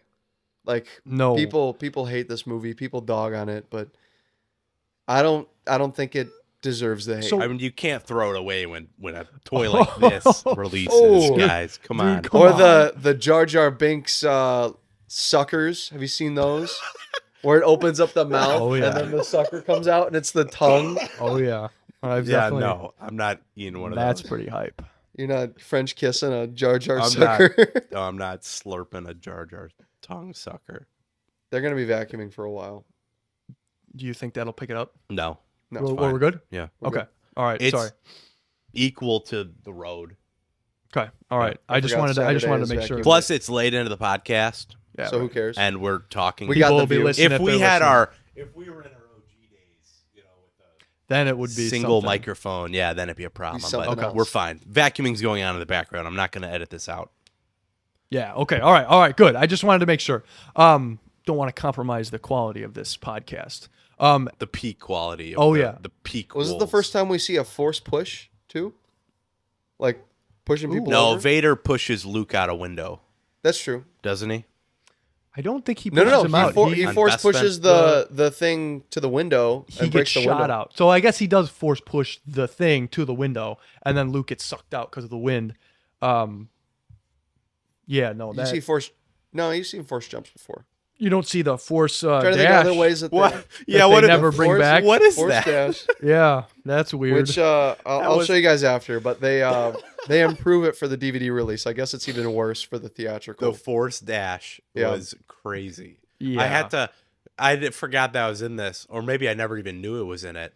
But I watched it. I'm like, wait a second, they just have super speed. Oh yeah, Oh yeah, it's definitely one of those choices. This is a cool shot, though. The scene when the Jedis are first revealed, when the doors open, you have the protocol droid run out, and then you see their two just lightsabers. the sabers. Yeah, man. That it is really cool to see Jedi in their heyday doing their thing. And that's what so Oh. attracted me. Like, or we've got it up on the screen right there. But as a kid, like so much of this was so epic because there was so many cool Jedi. You know, I love the Jedi, and we'll talk about it once we get to the They other made two. them superheroes. But the clones too, like just the concept of having. I won't get clones? into it. What are I won't- clones? We I don't won't have get into those. it. Yeah, I won't get into it yet. clone? Because I certainly have a Man, lot the to say. Toydarian voice really did a number on my throat. Yeah, Watto will do that to Ouch. you. Watto, another great character. Most expensive minifig from that year.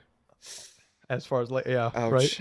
I mean, we have to talk about how this movie kind of single-handedly saved or Lego, made Lego yeah. what Lego is today Yeah. with their Star Wars brand deal. Oh We yeah, got the man. Legos out. I mean, the Lego games didn't come out till 2006.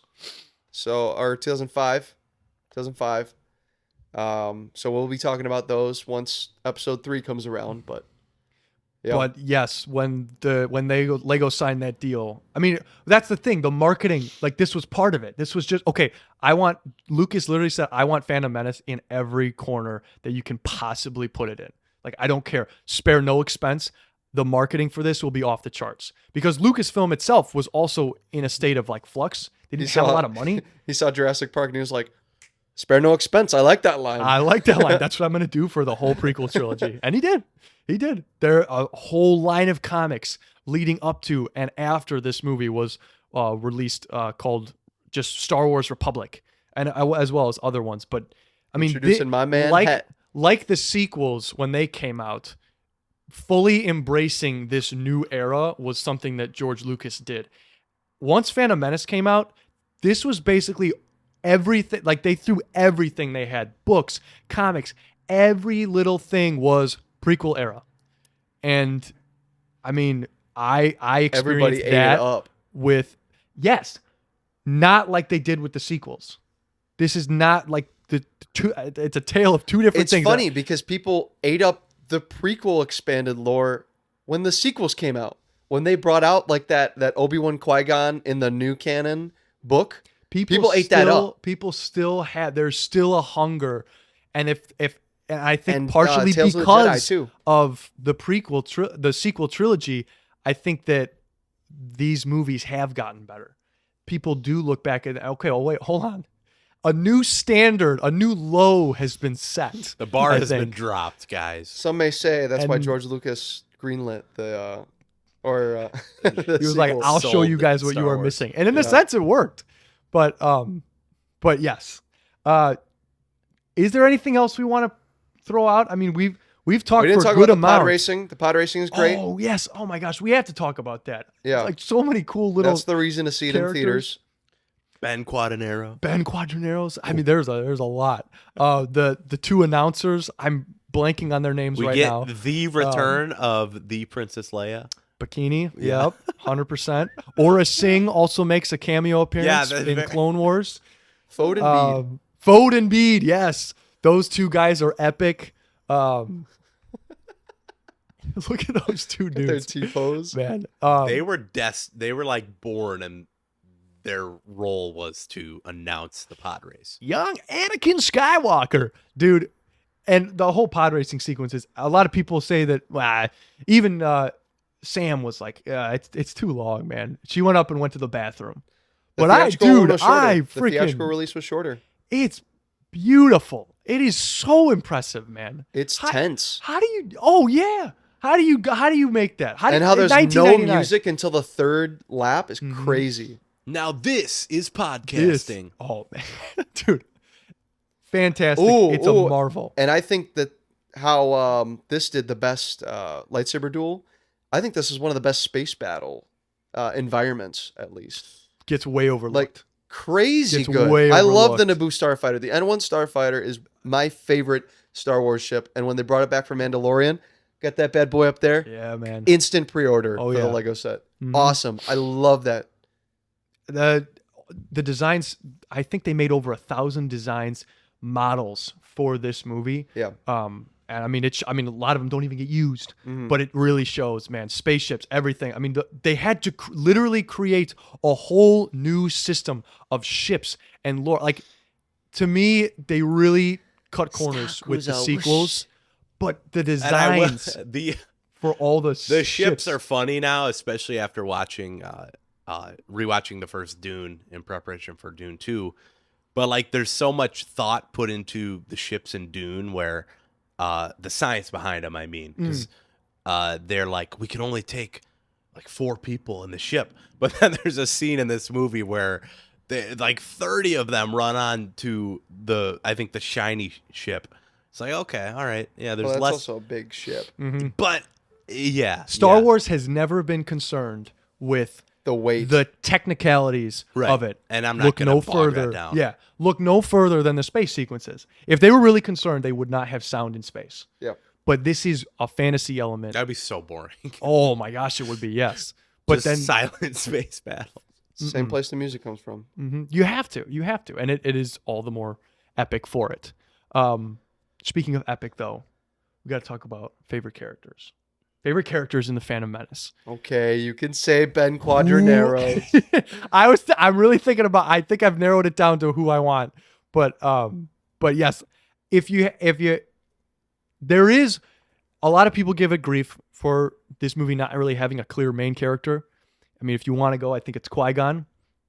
But if you got to pick a favorite character, who's it going to be? Ethan. All right. I think, in this movie, he's cool. He's very underutilized. But I'm going to go Darth Maul. Wow. I think Darth Maul is my favorite character. But I was thinking you didn't like Darth Maul's inclusion because I feel like no, this is his only inclusion, and I love where Filoni takes Maul in the rest of the animated in Rebels, in Clone Wars. I love what he does with Maul in there, and you can't do that if he's not here in this movie. I think he's underutilized, but I think he has the scene that steals the show with the Duel of the Fates. Oh yeah, and he's a little too vague and isn't brought to the light enough. But when looking at this marathon, this is the only time ever I could take Darth Maul. I mean, I could take him in Solo. I wouldn't.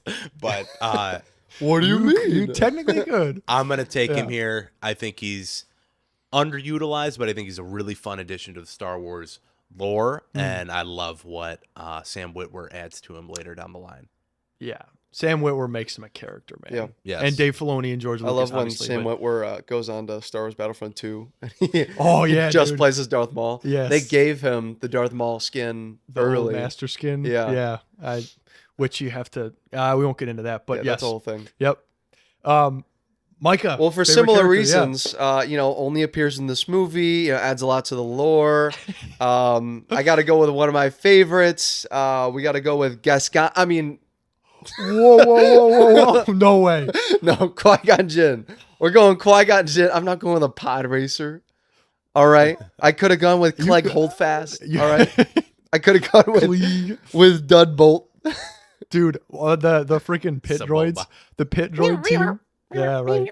Sebulba, yep. Him Sebulba goes crazy too. But yeah, I'm going to go with Qui-Gon just because I love his stature in this. I love how he holds himself.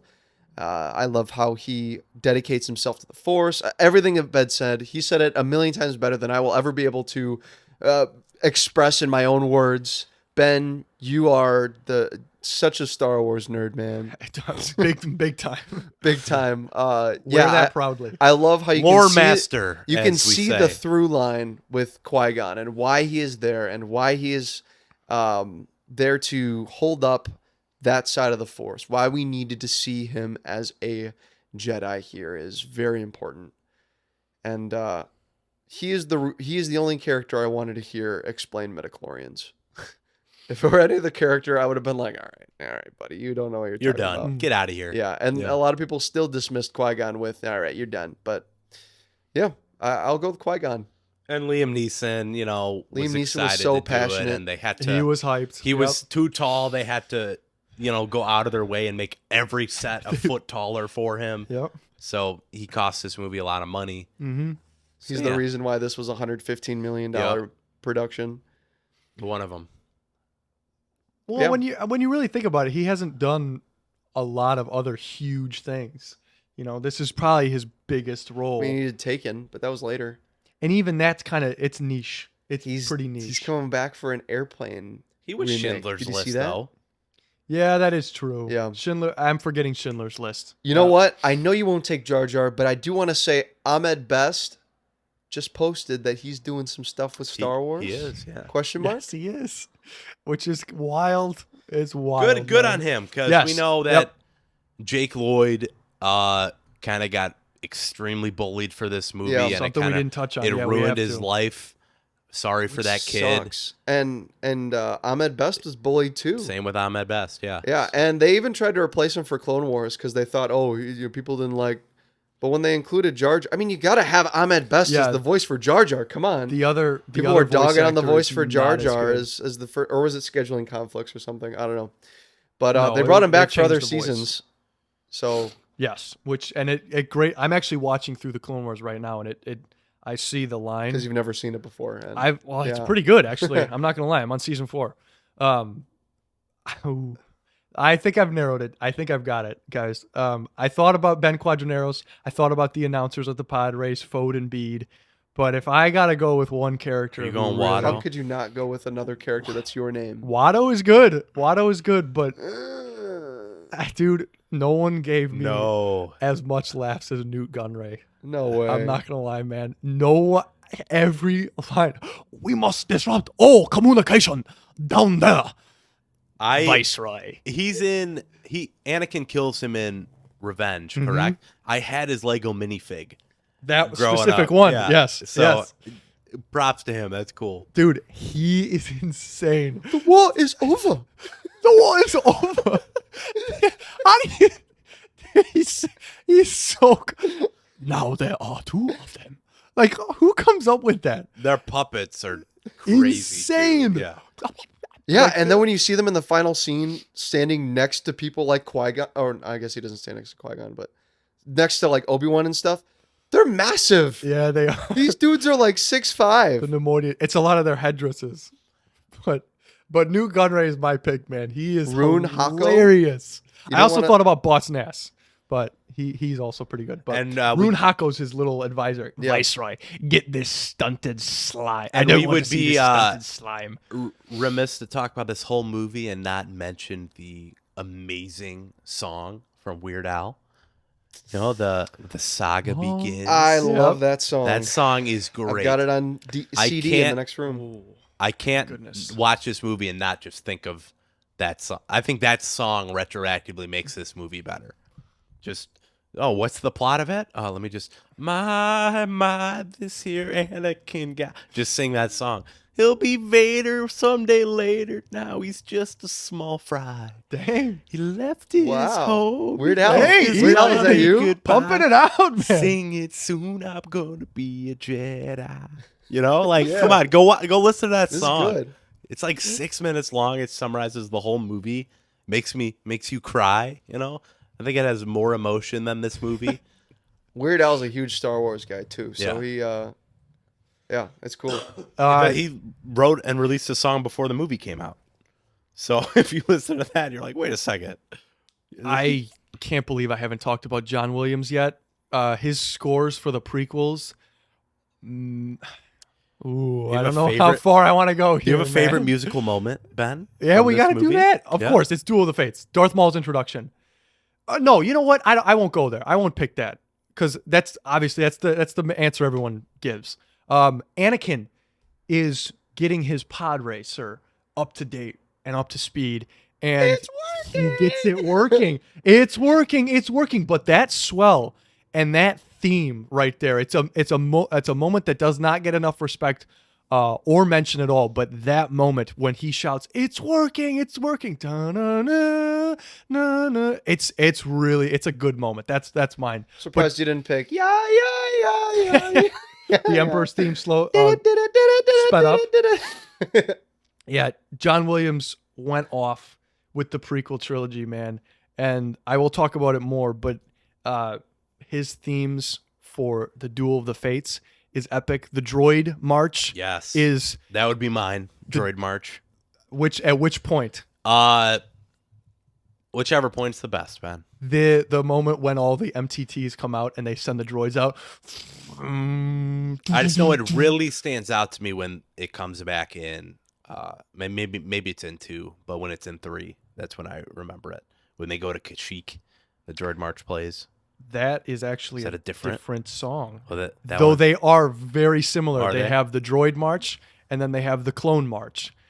Mm-hmm. And they are similar by design because of robotic armies, but just slightly different. But it does make future appearances in the lore. I will show you them because even I want to listen to them again. But yes, the droid march is almost as iconic as Vader's theme. They just don't get the respect that they deserve because they're epic march themes. Roger. But Vader's theme has already come Yeah, out. and- The Imperial March, and how can you top that? But he goes pretty hard in this, in these prequel films. I will say. Do you have one? Are we A still musical doing favorite moment? scene? Musical too? moment. Are we still doing favorite scene too? I don't think we started favorite Did we do scene favorite yet. scene? We started it, but I wanted Okay. I wanted I to was mention that John. All right, Williams. then I'm gonna do Arrival at Naboo. Arrival at Naboo. When they're flying in with the ship. Oh, It's yeah, that is good, just that is good. purely nostalgia. Yeah. Purely nostalgia, because playing the Lego games, that's the first level. That's everything. Favorite Lego level is probably the Trade Federation ship. The short negotiations. The negotiations were short. They were Yeah. short. Yeah. Yeah. It just so iconic to me. This movie has a lot of iconic moments. And I think that may have been what they were going for. They're just iconography. Do you have a favorite? I have a Favorite scene? Favorite scene? Wow. Great transition. When Jar Jar goes, Yes. Dude. Is that, I mean, it definitely can be. we'll say Qui-Gon's patience with the Gungans. The So- ability to speak does not make you intelligent. I speak. I speak. That scene though where they're first leaving what's the underwater place called?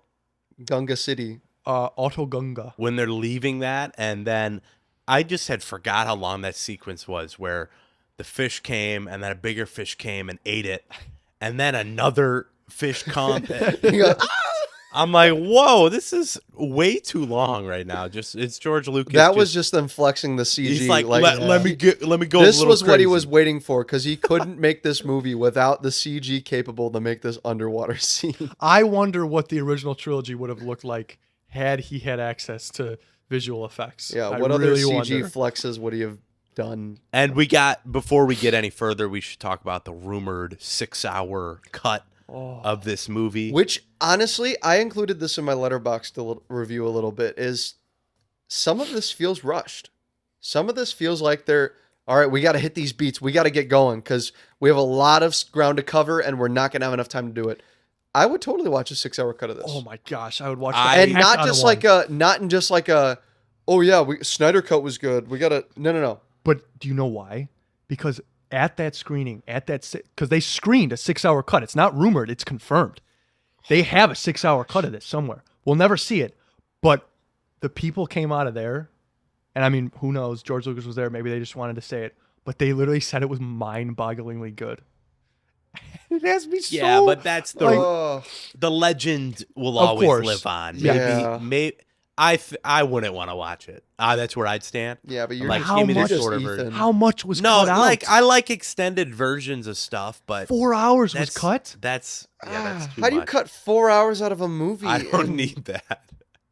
Come on. If it's 4 hours of Trade Federation and taxation, I think I'm okay. Dude, I would be all about it. I But like man, you, Micah. imagine a whole season worth of content that they have right, into a movie. like that. Well, that sucks. They've thrown that into books and novels and stuff. They so have, like, but the official, fully I know, edited, man. Ooh. ready to go, just sitting there on the Listen. hard. It's kind of like what Denis said about Dune and Blade The Runner deleted 2049. Yeah. No deleted scenes. He's cutting lost in the cutting room floor. It will never make it to the light of day because he's killing these darlings for the good of the movie. Yep.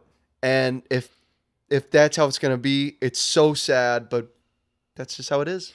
Which is, I mean, it's something to say that when your films are in the basically when you have the final say in your films. Denis, Perhaps the archives are incomplete. oh man. Well, there's also, if I had to pick, there's a 4-hour cut of Revenge of the Sith that I would rather have over Phantom Menace, Oof. but 6 hours of Phantom Menace Why would not be both? so interesting. Why can't we have both? That's right. That's true. Never mind. You know what Um, cut I don't want to see a longer cut of is oh, maybe it makes the movie better. I don't know. This is the Attack. next movie we're about to see. Dude, we'll talk about that. Yeah. Ethan, do you have a favorite scene? Yeah, I'll go Duel of the Fates. Yeah, I think so. It's basic. It's what everyone says, but to me, it is one of the defining scenes of this movie, or it is the defining scene of this movie, and it is one of the scenes of this movie that pulls it out from being a bad movie, in my opinion. It's a So, good ending finale. It's a It gives it good. a nice It's ending. what the movie needs. It's like okay, I sat through all that, and that scene made it all worth it. Okay. Mm-hmm. I like the conversation between Qui-Gon and Shmi as they're observing Anakin, and they're basically telling you everything you need to know about this kid. You know, he's selfless. He never thinks once of anyone but he never thinks of himself. He always thinks of everyone else. He's completely selfless, almost to a fault. And Qui-Gon's like, oh man, that sucks. He wasn't in one of the Republic worlds. He would have been picked up, identified early, and he would have become a Jedi. And then they talk about, as she drops a bombshell on him, that there was no father. I carried him. I gave And him I think birth. that's when I he- can't explain what Yeah. happens. And Qui-Gon's like, it, the virgin hold on, birth. what? Calm down. And as they talk about this, the Force theme plays in the background. It's super interesting, and I think that Shmi Skywalker, the actress who plays who I'm blanking on her name, she does not get enough credit. She is fantastic in this, especially as Anakin leaves. What does your heart tell you? Pernilla August. Yeah, Think Pernilla August. There it she's is. an Oscar winner. She Not for this. their goodbye No sequence is also Oscars. really good. She does have 18 wins and things though. That's my favorite scene. Internet. I want to know what the internet thinks of Phantom Menace Yeah, real before quick. we talk about our Academy scores. Award nominations. It was nominated for Best Sound Editing, Sound Effects Editing. Sorry, Best Visual Effects. No wins. No Grammy Award wins, but it did have a nomination for Best Instrumental Composition written for a motion picture, television, or other visual media. And it was nominated for a BAFTA for Best Visual Effects and Best Sound. So, no wins. No wins. From Lot our of major nominations. categories. But yeah. Scores. Rotten Tomatoes Critic, 52%. Compared to Our second lowest is the Holiday Special at 25. And then Ewok at 23. Battle for Endor didn't have anything. yeah. But then the OT, nothing lower than an 83. Yeah. So it's So this is almost 30% lower yes. than Return of the Jedi. And then what's crazy, Rotten Tomatoes user, which usually Is higher. goes up a little bit based on retrospectives and whatever, 59%. Ouch. Compared to the 94, 97, and 96 of the OGs. The Battle for Endor was even at 51%. Ouch. Yikes. Which we did have a comment on our YouTube video Yeah. Yes. for Battle for Endor. Yes. Someone there- defending it. There so are fans. good on them. Yes, absolutely. The Metacritic score is a 51%, which is only 7 below Return of the Jedi. Still astounding that Return of the Jedi was Yeah. a 58. That's weird. Metacritic user is a 62, which is a little higher. That's in the fresher territory. Letterboxd score is a 56%, so that's just a little over 2.5. IMDb is a 65%, so 6.5 out of 10, averaging it out to a 58%. 58%. Guys, that is the 4th place position for our movies here. Hollywood Reporter puts it in bottom place out of Ooh. a 10 ranking. The So- worst? The worst. But Solo hadn't come out yet, I would assume, because No, Rise of Skywalker hadn't come out yet. we Solo don't they Rise put of in care fifth about place. the Hollywood Reporter ranking. What we care about Yeah. Is my Last Jedi ranking. Micah's When Last Jedi ranking. came out, I gave a ranking, just a quick ranking out of the theater, and I put this in 8th place. Ooh. Wow. Interesting. So just under Rogue One. I had not seen Solo because it had not come out yet. and just This above is Attack of low. the Clones. This is really low. This is low. This is Near the second bottom. place. I ranked it just under Attack of the Clones, which notoriously, I know that I don't like Attack of the Clones, so I'm excited to watch it again with fresh eyes. Interesting. With I Rebecca. used to not like Attack of the Clones, so I'm going in. we're talking about a newly engaged Micah though, so Yes. maybe the romance Ah. side, maybe Hey, that'll pull Micah that's true. in. That's true. That is true. And you Um, famously did kill a village of Tusken Raiders also, so maybe you'll connect That's true. with that. Not just the women, but the children too. Yes. Nice. Or not just the men, but the women and children too, man. Yeah, I man. killed them all. So your opinion has Slaughter. drastically changed on this movie, it looks like. Or as far as, well, We'll we see didn't when you're give a ranking. score yet. Maybe Ben. the other ones are just that good. That's Maybe true. they're that peak. That's Yeah. true. Because that would still put it in the correct position of what I'll be ranking Yeah, this. that's true. Yeah. We'll Oh, see. We'll see. Yeah. Okay, all right. Well, let's find out, folks. Yeah.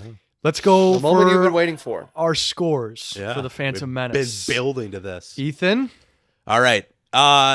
As you can tell throughout the podcast, I haven't been the hottest on this, but I'm also not the coldest. I think there are some really good elements to this. I don't hate Qui-Gon, despite what I said. I think he is a cooler, vaguer element to what the Jedi are, and I like seeing Jedi in their heyday. I like them seeing them do whatever negotiations. Like, I love how the council just sends them. They're the reject too. Who are we gonna send to do the Trade Federation stuff? Oh, we're gonna send Qui-Gon. I like that element. I like how the Jedi are, they were painted up to be this perfect group of characters by Obi-Wan in the original, and we see now that they're a little more mucky and they're not as clean cut, and they're just a really weird group of misfits. So I like the expansion of the world, but for me, this movie took a little bit to get started.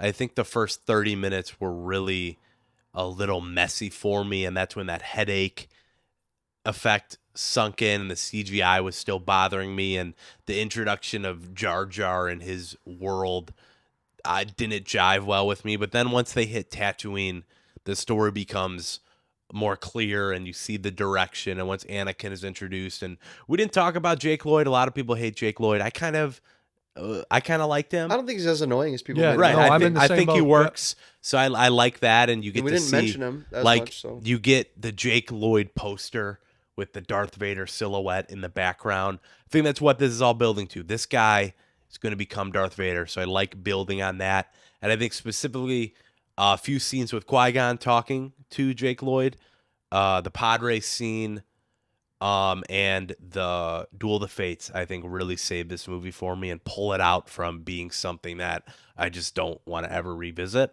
I think there's just enough here to where I'm like, okay, that's really cool. But we also got to talk about what I think is a super messy final act, because you had, George Lucas, he builds on himself, right? You had one battle in A New Hope. You had 2 in Empire. You had 3 in Return, and he's like, okay, now I have to do 4.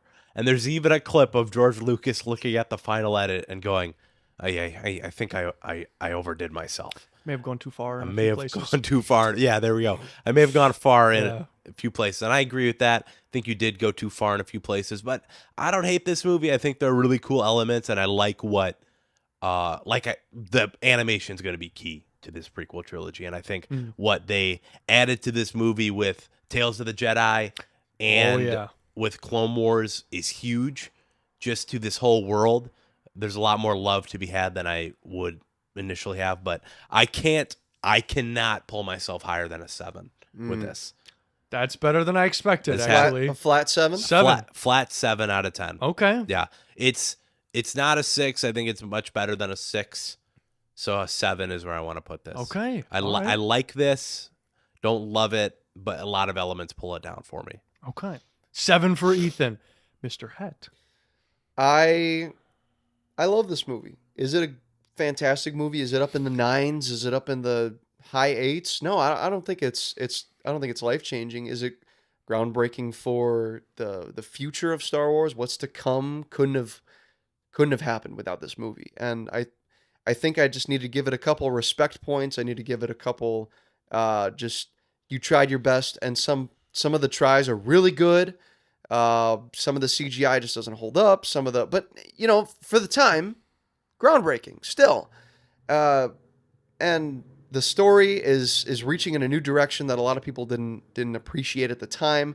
Looking back, a lot of people are like, "Oh yeah, this was experimental. It was good. It was going in a new direction that people now appreciate." But overall, I would say that Phantom Menace is watchable. It is very... I enjoy it. A lot of the movie, I was enjoying myself. It was great. It was pod racing, Duel of the Fates. I mean, the world building. This is the first movie where they really develop these planets that they go on to. I mean, we've got 3 planets that we actually like. We go into, and we're outside for a lot of these things. We're talking about like, all right, we got the Jedi Council now, we got the Senate, we got the pod racing groups, we got all these different things, and we're developing them, and I love that. I love that we're finally diving into the nitty gritty of Star Wars. So with that, just to wrap things up here, I'm gonna give it a flat 8.5. 8.5. 8.5. Yes. Okay. I don't think it's quite as good as some stuff that they do in Return of the Jedi, but it does do some things. But it's knocking on the door of your Return of the Jedi. I don't think that it does as many. It does like better, some things better than Return of the Jedi, but it does a lot more things worse than Return of the Jedi. Not enough to give it a 7, in my opinion, but like the average for me gives it a little less than Return. Yeah. Okay. I would watch Phantom Menace more just because I like Phantom Menace more. But on the scale of what a movie should be, Return of the Jedi is a little bit better for me. Okay. For me. All right. And you had Return of the Jedi at 8.8. 8.8. Yes. Okay. Ethan had it on a 9.4. You had it on a 9. All right. Okay. So this is, for both Ethan and Micah, this is worse than this is the every original trilogy worst film. Better than the Ewok films, guys. Yes, yeah, better than the Ewok films, but objectively, Although Micah, the worst mainline Star Wars movie. Micah gave Battle for Endor a 5.8. I'm just seeing that Which again. is still not a fresh score. I'll That's keep that in still mind. absurd. Still absurd. Still not a fresh score. It's too high. It's what the internet thinks of Phantom Menace. Well, Rotten Tomatoes user 59. Yeah, Yeah. I'd say it's similar. You're good. You explained yourself well in, Yeah. in Battle for Endor. Yeah, you guys were Go wrong. check out the podcast. I gave it a 2. Fine, I'll admit to be wrong. You are. So, I also like Micah. I love Phantom Menace. There are a few things though that I will say that I don't like. There are 2 things specifically that I have problems with in this movie. One is Jar Jar, and that's a big one. I'm not fully on board, and then I really have never really been on board with Jar Jar Binks. Goes a bit over the top. He's just too over the top for my taste in Star Wars, for that type of Star Wars storytelling, and it's evident across all. I'm not saying that it's a bad decision. It's just not personally for me. And then the wooden dialogue, which is not as apparent as many people would make it sound. But it is evident in, I would say, specifically Padme. She gives a lot of wooden dialogue. So they don't take away that much, but those are really my only 2 issues with this film. I really love almost everything else to do with this movie. Darth Very Maul. charming. It's just so weird. It's so weird and It's unique. so Star Wars. It absolutely is, and it takes me back, man. Every time I watch this movie, and the 3 prequels. Well, did you specifically mention up top this was your first ever Star Wars film? No, I didn't really. I don't know. I don't know why. I didn't give my synopsis of what I thought of it this time going through. I don't know why we didn't get there, but it was my first one. But the prequels specifically, I grew up more watching those than I did the original trilogy, even though I grew up watching all 6. So like original trilogy you watch now and you appreciate, you're like, these are great movies. Yes. But then Oh, yeah. these are where nostalgia the bloodstream really kicks in. Your bloodstream yeah. of Star Wars is here. Without a doubt. Yeah. And I mean, now just delving into the lore so much, there's so much more to appreciate about the Phantom Menace. And it, as I said, the nostalgia factor, it's there. Anytime I watch this, it takes me back to a simpler time when Star Wars was only positive for me. Star Wars is not, right now, Star Wars is at a point where it is so divisive, and anything that comes out is never met universally with anything. And I mean, this movie wasn't either, but when I was a kid, Right. all the way up until... You don't watch things critically when you're a kid. You're like, that was fun. For 16 years of my life, Star Wars was perfect and good and everything about it. I had no problems with anything. And now I do. There are problems, yes. But this is a wholly unique thing that Star Wars... I love that George Lucas said, I don't care what anyone says. I am going to do this, for better or worse. For the problems that I have, I don't care. He says... no, I'm gonna do this. I'm gonna do whatever the heck I want. I don't care what people say. And it's fully uniquely him. He wrote and directed it. He did that with all of them. And the story is so great when you look at it from a broad standpoint, and also when you're just watching it there. I have such a great time. I laugh. The prequel memes. We didn't even touch that. There are so many good memes in this Surprised to movie. be sure, but But a welcome one. Yes. And like there's so much I love about this movie. And so with that, my prequel scores are going to be high. But with that, I actually am going to meet Micah at an 8.5. Oh, 8.5. It all right. Yeah, I does totally not agree. reach any of the original trilogy. It just simply does not because of a few problems. It's not as perfect. It's not as wholly united in its narrative. But as a Star Wars film, it's a good time. The first 6 movies are never going to be low scores for me. I'm just putting that out there now. So I am giving it an 8.5. an above average, great movie. Yeah, absolutely. Yeah. I love Phantom Menace. Yeah. No way, in no way is it peak, but it's like, yeah, it's great. Yes. Yeah, yeah. Mm-hmm. So, Ben, 8.5. Me, 8.5. Ethan with his wrong score of 7. Correct. Guys, He's come on. saying correct to me, yeah. Solid 8. A very rare. It gives us a solid number. a very. I mean, 8.5, 8.5, 7. yeah, right. Yeah, that would make sense. A rare, solid score, putting it in 4th place. That seems very right to me. Yeah. I mean, we all like agree it is. Our ranking is perfect so far. Yeah, right? this is really good so Our far. individual scores, who cares? Are up for interpretation. That's why there's an average. Right. We throw it into a big ranking, and what does our ranking say, Micah? Go ahead. Empire Strikes Back, number 1 at a 9.6. Return of the Jedi, 2nd place. Oh, sorry, I'm dyslexic. A New Hope, 2nd place, 9.4. Return of the Jedi, 3rd place at a 9.07. Phantom Menace, 4th place at an 8. Battle for Endor, 5th place, 3.6. Caravan of Courage was at 6th place at a 2.4. Holiday Special I still have not seen. But So- that And is a that half. rings down the countdown. Micah officially has what? 1, 2, 3, 4, 5, 6. That's 8 weeks. You have 8 weeks to watch the holiday special, Come on, Micah. man. Ouch. Get it done. That's enough time. You All got right. this, bro. You got this. I'll come over and watch it with you if you All need right. someone to make it through you with that. But Just at watch 8. watch the holiday special, and then right after it, roll right into Attack of the Clones. Oof. It'd be a real easy watch for both. Oh, man. Oh, So, yes. I'll be sleeping. You by say then, that. Attack of the Clones. Next week is Attack of the Clones, which I am greatly looking for. I'm right now. I am right where my happy place is with Star Wars. Every time we go and sit down, Sam and I, to watch these, I am just so excited. She is less so. I will say that. I What's- did love her Letterboxd review of this. Yes. And if you're listening, I have all 3 of our letterboxes linked down below. So Look at this guy. if you want to check us out, go ahead, give it a click. Nice. I gotta say, we're already so far into this podcast. I don't even care. But I will say this: Letterboxd is probably my favorite app ever. The love more I am into it, the longer I have it, the more I appreciate what it is. The thing that holds it back is you can't log everything yet. Like Exactly, what, and that's what, the one thing. It'll yeah. be interesting to see when they add TV shows how Yes.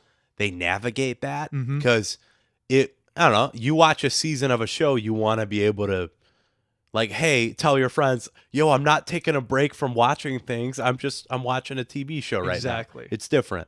Yeah, like I'm watching Walking Dead. I'm watching Clone Wars. I'm doing a project actually with Clone Wars that I'm doing, on the side. But I'd love to be able to log each episode on Letterboxd. That would be something I would love to do. But it would just get it's good. I probably wouldn't get rate crazy. TV Yeah. shows unless it was like stellar, or just really trash. But you have to get to a point like IMDb, but make that yeah, Letterboxd. I don't know if version. I would write up a whole review on it on each episode. Episodes would be short. Yeah, Like Captain Rex carries this episode, like something like that. Yeah. Like it would be short, but that is the one limitation. You're right, Ethan. But the stats, man, It's a fun app. it's so I look fun. at the stats It's like so every day. fun. Even if Yeah.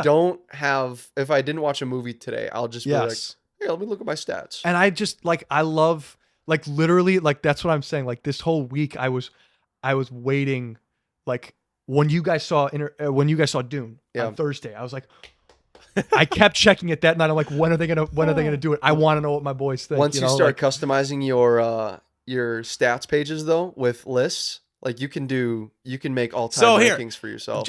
We are really far into this podcast. We're basically at the end. This is the closer. But this is the for people listening who are like, what are these guys talking about? The talking dead. What are we talking about? Yes. Well, it's an app that you can literally log your journey in film. Every film you watch, and to some people it doesn't really matter at all. But I'm telling you right now, I love having that history. Oh, how many times have I seen this movie? Right. Like, I went to go back. I'm starting to go back and backlog every film that I know. And I it's saw. more for like it's called Letterboxd for those wondering, but you can log your own movies, right? And that's good for your own personal memory and your own personal ranking and scores and stuff. But then also like, Ben just watched this movie. Yes. Now I know next time I see him, I can talk to him about that movie. It's really, and it's you can less. see their reviews from like years ago. So I just watched. What did I watch this week? I watched Phantom Menace. Oh yeah, I watched Phantom Menace, but I watched Minari, and that was a movie recommended to me by Ethan, and I was like, oh sick, yeah, I'll check out Ethan's review, and I read it, and I was like, oh yeah, cool. It's literally social media for film. If you care about and film is something that's like super important to all of our lives. So having this, being able to see what I watched our so many friends movies last month, man. February was a huge month for me too. Oh man, yeah, and it's just fun. It's cool. Seeing those. It really is. Yeah, and it's like it just adds a whole nother layer to movie watching, and I care less about.